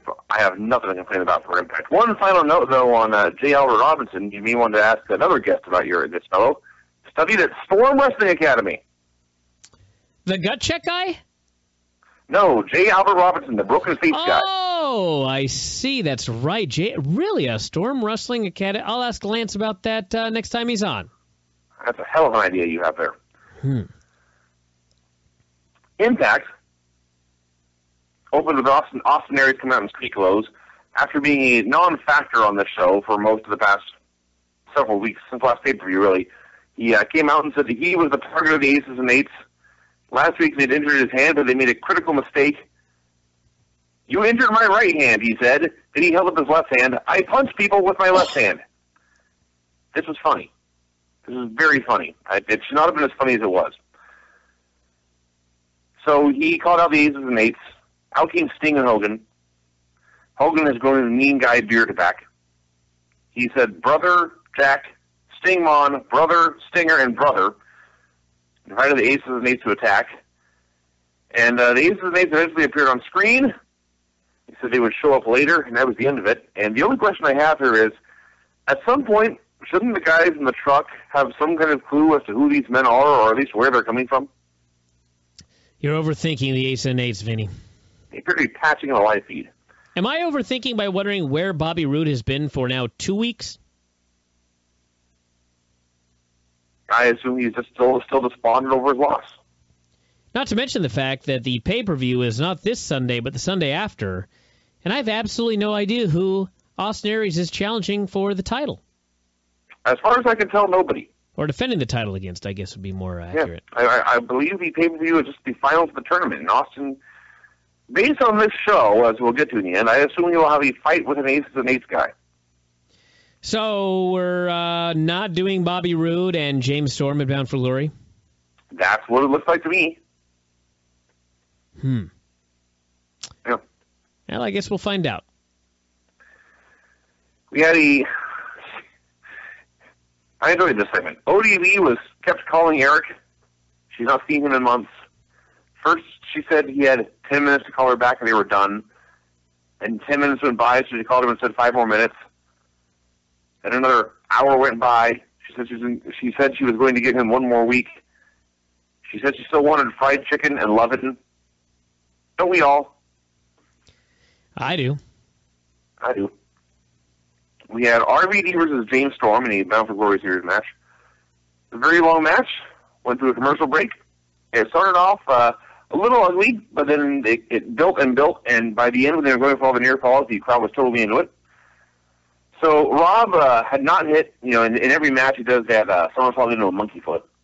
And he didn't hit that for the entire match, and he finally hits it at the end, and he launches James Storm high into the sky with a massive monkey flip.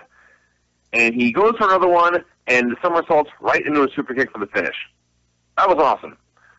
So this clinched the top spot in the standings for James Storm, and they said that since he was the top point getter, in the semifinals he would get to choose his opponent. Well, unless somebody else ends up the top point getter. I thought they said he clinched the number 1 spot. Well, he did at the moment, but there's still matches left. By clinching, Brian, that means nothing can possibly happen where he would not be number 1. I realize that, Vinny, but throughout the rest of the show, they kept stating that the guy who ended up with the most points was going to get to choose their opponent. And so it would make no sense for them to say that if he had, in fact, clinched the number 1 spot at the end. Well, one of us is confused, maybe both of us, and that's bad for them. They failed to explain their concept. Let me check the TNA website and find out how these standings are currently. I would like to add that I was not as impressed with this match as you were, largely because RVD gets slower and slower with each passing day, and that's kind of sad. And I thought that the finish was somewhat mistimed, and particularly when they went to show the replay. And Well, the I don't know replay if sucked. they screwed up or if they did this on purpose because it was mistimed, but they showed Rob doing the forward roll, and it was like frozen. The screen was frozen, and then they showed the very tail end of the kick, just, RVD falling down, no actual contact, and that was that. So there you go. That All did right. look horrible. That part is true. Let's see here. The updated standings for... that doesn't help. I just clicked the upcoming standings, and it took me to the pay-per-view page. Hold on a second. Updated standings in the Bound for Glory series. Here we go. So, we've got Samoa Joe he has 68 points right now, and he has one match left. So if he gets 10 points, he will finish in 78, so he will be the leader. Oh, well, there you go then. And then we've got RVD, Bully Ray, and AJ Styles, it says, are the... Or wait, no, so... Styles is out. Yeah, I guess maybe this is not updated, actually. Anyway, go ahead. That may not be updated with tonight's show. That's always good to not have your website updated after tonight's live show. But yeah, by the way, that show did end, doing some math here, almost 6 hours ago. Madison came out for a promo. Taryn Terrell was also out there, just because. She did not get her own entrance this week. So Madison demanded a title match from Tessmacher immediately. Out came ODB instead. She said that Brooke Hogan had booked her to wrestle Madison. Madison said, no, referee, check her out. And they talked and talked and talked and talked, and it was the kind of thing where it looked like something went short, and he had nothing to do but try and talk and fill time. And when the match finally started, ODB squashed her in 30 seconds. All right, I got our upcoming... Actually, AJ is still in the running, because RVD and Bully Ray are tied. So, first place is James Storm, 73 points, no more matches. Second place is Joe with 68 points and one more match, which means he could conceivably end up in first place and get to choose his opponent. RVD and Bully Ray both have 55, so there's no way that they can end up number one, and they're tied. So, AJ Styles also has 50 points. So, I guess... You know, like minus 10 points for a DQ? I guess RVD or Bully Ray would have to be DQ'd to fall out of the standings or something. I don't know. I don't have time to think about it right now. My brain, it's late. I'm bad at math. Whole 9 yards. But next week we'll find out who the final four are. But Samoa Joe could end up number one. All right. There you go. So after ODB wins, who should come out but Eric Young? He had a suit on. He had fancy sunglasses. He also had a keg of beer and a bucket of chicken. He explained to his wife he had been very successful in Hollywood. Before you conclude this report here, I just want everyone to know when you're listening to this that I was watching this downstairs on a big screen television, and my mother-in-law was in the room. So go ahead, Vinny. All right. So out comes Eric Young, suit, sunglasses, chicken, beer. He explained that he had been very successful in Hollywood, but now he had chicken and beer and it was time to go. ODB was upset. She said this is not the man she married. The fan said he wanted chicken. Eric Young proceeded to strip down to his American flag Speedos. He has disgusting back knee, so disgusting that Taz had to point it out. He called it a rash. And so there's Eric Young in his American flag Speedo, and ODB proceeded to leap into his arms and plant a big wet kiss on him, and they're a happy couple again. So this was the classic example of a moment that made you embarrassed to be a wrestling fan. Sucks to be you.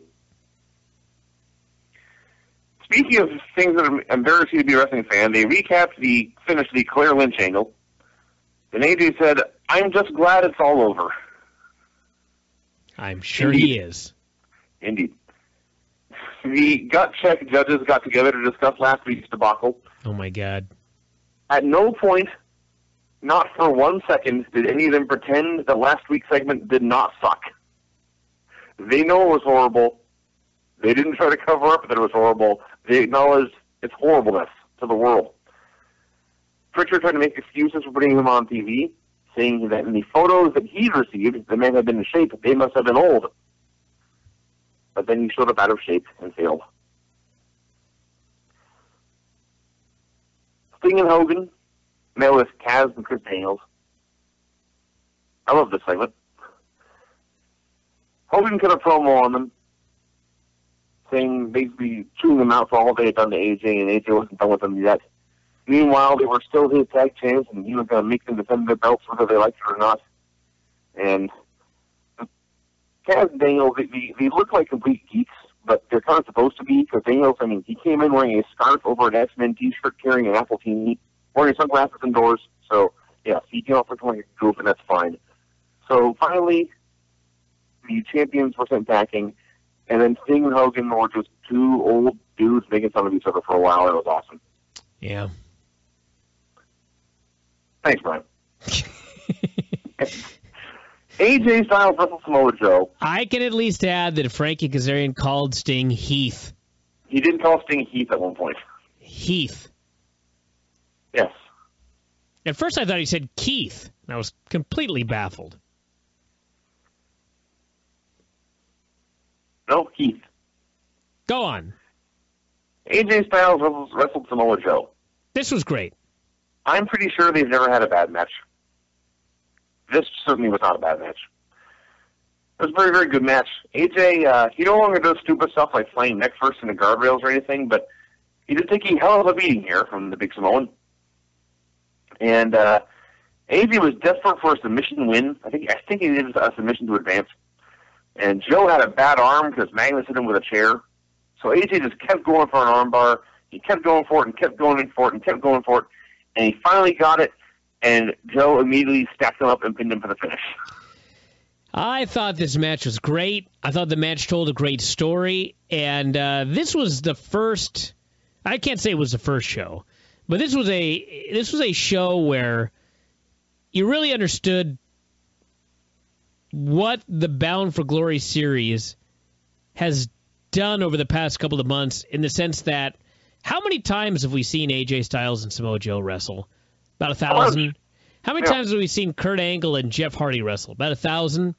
Because they are now doing matches at the tail end of this Bound for Glory series, first off, you had the added story of AJ needing a submission in this match. And he kept going for it and going for it and going for it. And the fans were into the match more because they knew it's do or die here. And to kind of sink his way deeper into the tournament, AJ needs this submission, and Joe is on his way to being the number one guy if he gets to pinfall here. And all of the matches on this show, all of the Bound for Glory series matches that we saw, even though we've seen them a million times, they meant a hell of a lot more this time around because of the Bound for Glory series concept. The Jeff Hardy, Kurt Angle match, I mean, flat out, it was a match where the winner makes the final 4 or 5, and the loser's out. And as a result, it made sense for them to have this crazy battle and kick out of all these finishers, and crowd is super into it and going nuts at the finish, and it is all because the Bound for Glory series, that's what happens when you do. This was not the best tournament of all time, obviously. I mean, they've had a million better tournaments in Japan and such, and last year's tournament obviously was a complete disaster. But if you even do a tournament mildly well, and this was actually done better than mildly well, they did a good job with this tournament. It really makes the matches at the end of the tournament really mean something. And I think there are things they could have done a little better. And next year, I'm sure they're going to make some changes. They made some changes, from day one through today. Obviously, they made some changes. but the Bound for Glory tournament this year has been a success. And this show was a great example of that. We're coming down to the wire, and so people are really, really caring about matches, and the stories of the matches make more sense because there's meaning to the matches now. So I thought this was great. I thought all the matches on the show were great, both in the ring and the stories they told, and this was 2 thumbs up. My biggest complaint about Raw and SmackDown, at least on the last show we did, was how wins and losses don't ever matter. And even when a surprising guy wins, the loser still ends up on top at the end of the show. That did not happen on this episode of Impact, and that has not happened in TNA in a while. There is a winner of each segment, and that winner ends up, the decisive man on top. We'll get to Aries in a while, but it happened throughout all of these matches. Wins and losses mattered a lot, and they mattered throughout the tournament. So yes, the tournament as a whole gets a hearty thumbs up. It was time for the gut check decision. All I got to say about this is if Lila Lodge felt bad about World Hurt, she could sleep easy now. Someone else has it worse than her. Oh, my God, this poor guy. I remember when this guy, they showed like his life story, and he's talking about, he's all this trials and problems in his lead, shootings for crying out loud. And after watching, it was like, there's no way they can cut this guy after telling the story. I was wrong. Boy, was I wrong. Not only did they cut this poor guy, they buried him 6 feet under. They told him to get out of the business in as polite a manner as possible. It wasn't even like one guy said yes and one guy said no. It was like one judge said no, the other judge said no, get out of the business, and that was it. Didn't even have to go to the third guy. They had this guy, his whole horrible life story, and then he had his horrible match last week, and he comes out. I don't know if this is his idea. He had to know that his odds here were slim. But he comes out and he says hi to his wife and infant in the front row. And he gets in the ring, and the inevitable happens. They told him the truth. And as soon as he got a second no, they cut right to his wife and child. And I just thought, you assholes. Not so much for cutting him, because he did not deserve the contract, but you didn't have to cut to his family at that moment. That was a dick move. Well, I'm sure let's not fall for too much of this. I don't know what's what. Well, speaking of dick moves, Joey Ryan was there. He had a megaphone in the crowd. Said this is all a farce. They were playing God with a man's career. He threw a drink in Al Snow's face. Yes, they are. That's what all bosses do. That's also true, actually. Is that not? Yes, your boss plays God with your career. He's the boss. He threw a drink in Al Snow's face, and Al Snow and Brother Love chased him through the crowd. I want this storyline to go somewhere now. Well, it's been like 6 months. Hogan and Sting met with Joe Park Esquire. He said they could bring criminal charges and civil lawsuits against the Aces and Eights. They determined they needed his help and sent him to investigate. Are you there? I am here. I got a baffling email as you were reading that. All right. I presume this can only be spam, but it's sent directly to me. It says here, the subject line, will you create a forum for the website? And the email says, hi, I got this idea. I was wondering if you're going to create a discussion forum for the website. You might have noticed that many websites have one. What I've noticed is a forum will do 2 things. It will make people come back to the website more often because they will be able to start discussions themselves, not just watch and listen. People will bring more people to the website for you because they will write tons of interesting content that will point back to the website. I know how forums work and have an easy way to create one if you need any tips. I've created a couple myself. What do you think of this idea? No link? Well, I think he wants me to just email him back. Fascinating. I need to find out if this person's a subscriber. You go on, and I'm going to investigate this situation. I'm going with badly written spam. Yeah, but there's no link to it. That's the baffling part about That's the badly written part. I see. Yeah. I suspect it's spam, but it's so preposterous that I can imagine someone actually sending it to me. All right, go on. Kurt Angle had a great match with Jeff Hardy. It did the full entrances and intros like this is a pay-per-view main event. As noted, the loser of this match was out of the tournament. The winner survived at least another day. They only went about 8 minutes, but they packed a ton of wrestling in that 8 minutes. They hit all their moves. They kicked out of everything. They basically, Jeff got a bunch of near falls, then Kurt got a bunch of near falls, and finally Jeff hit the senton for the clean win. Probably 3.5 stars or more. Could easily have been more, but again, only 8 minutes. So, match is over. Jeff He wins. actually hit 2 sentons. It was the second senton that finally did Kurt in after he kicked out of literally everything under the sun, both guys. I thought this was like the best 8-minute match you could possibly have. It's up there. I don't know how they could have done better with the time they had. So, Angle is out of the tournament now. He's been beaten cleanly by this man, and he's leaning against the ropes, and he's somber, he's sullen, he has failed, and he's very disappointed in himself. And Jeff's kind of waiting for him to turn around, and instead Angle just left without ever looking at Hardy. So, Borash brought out the final 5. James Storm is in first place, and he's out of matches. Next week, it's Bully Ray versus Rob Van Dam, and Samoa Joe versus Jeff Hardy. And 4 of these 5 men will make it into the semifinals. So, And then he had pyro for this announcement. And we had the main event, which started off as an exact replay of the opening segment. Aries came out. Sting and Hogan came out. Finally, the Aces and Eight showed up. Hogan said, if you want to have a big gang fight, we can do that, but our finest man is in the ring right now, in reference to Austin Aries, who is, in fact, their world champion. That was a great moment.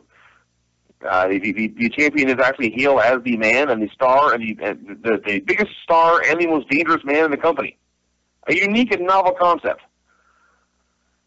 So the Aces and Eights picked out one of their bigger men to hit the ring in a short little brawl. As soon as Aries got the advantage, a gang fight broke out. And then the finish was really weird. A man with no mask got in the ring. Then he put a mask on or pulled his shirt over his face or something. He hit Aries with a flapjack, and they all ran away. Yeah. That was the end. I want to know where Aces and Eights is going, because it's really missing something right now with me. I presume that the fact that they had a giant battle royal at the end was the reason that they put this on last, as opposed to the awesome Kurt Angle, Jeff Hardy match and the announcement of who the final 5 were in the Bound for Glory tournament. Because, of course, Bound for Glory is the biggest show of the year, and the final guys are going to be wrestling each other at the next pay-per-view, which is next week. And so to me, that seems like it should be like the focal point of the show and the promotion over the next month and a half. But instead, that went on second to last so they could do this whole Aces and Eights thing. And I don't know. I mean, no, you're right. The fans, when the whole Aces and Eights, when the guys came out, it was like the fans just kind of sat there, like, okay, now what? And I don't know. I'm not feeling the Aces and Eights angle like at all. I don't know what's going on. I mean, I guess we're not supposed to know what's going on, but I mean, I don't understand why I'm supposed to care about this, really. You know, I know they're attacking baby faces, but to me, like, as a viewer and as a fan, I'm significantly more interested in the Bound for Glory tournament than these masked motorcycle riding dingbats that are doing whatever they're doing every week. It's not resonating with me one bit. And they closed the show with it, and it kind of, to me, took the show down a notch because they couldn't follow everything they did with Hardy and Angle and the announcement for the finalists. Yeah. No, it has been the same ending to every show and most of the pay-per-views for 2 or 3 months now. There was a little bit of a story there where they teased that James Storm was involved, but now we know he's not, and they've dropped that entirely, and it's nothing happens in this. Yeah, the that's guys roll the mats, they have a fight, then they leave, and they do it all again the next week. that is kind of the key. Nothing is happening. I mean, they attack baby faces here and there. I mean, this doesn't do it for me. I mean, maybe next week there'll be like the big reveal that Bobby Roode is behind Aces and Eights, and he attacks Austin Aries, and they do an impromptu signing for a match at the pay-per-view or something like that, which seems way too rushed. But I don't know where Bobby Roode has been. I half expected him to be revealed as a leader at the end of the show, and he'd come out at the end and attack Austin Aries again. At least you'd have a week to set up the match. But instead, it's just like a bunch of guys, nobody knows, comes out, we have a big brawl, and they disappear. You know, where is security? Where are these guys at? You know, what? I'm not feeling it, but we'll see. They've devoted a lot of time to it, so I presume they have a plan, and hopefully it's better than the Claire Lynch plan. So that was Impact, everybody. That was Impact. I still don't know what's up with Devon. I presume he's gone. I have not got that confirmed, but he seemed to indicate he was gone, and I kind of half expected it to be a swerve and he would be on the show today, but he was not on the show, so it looks like his contract was coming due, and nobody thought it would be a good idea to take the television title off of him, and now he is left without losing the belt. So that's not good, but I guess we'll see.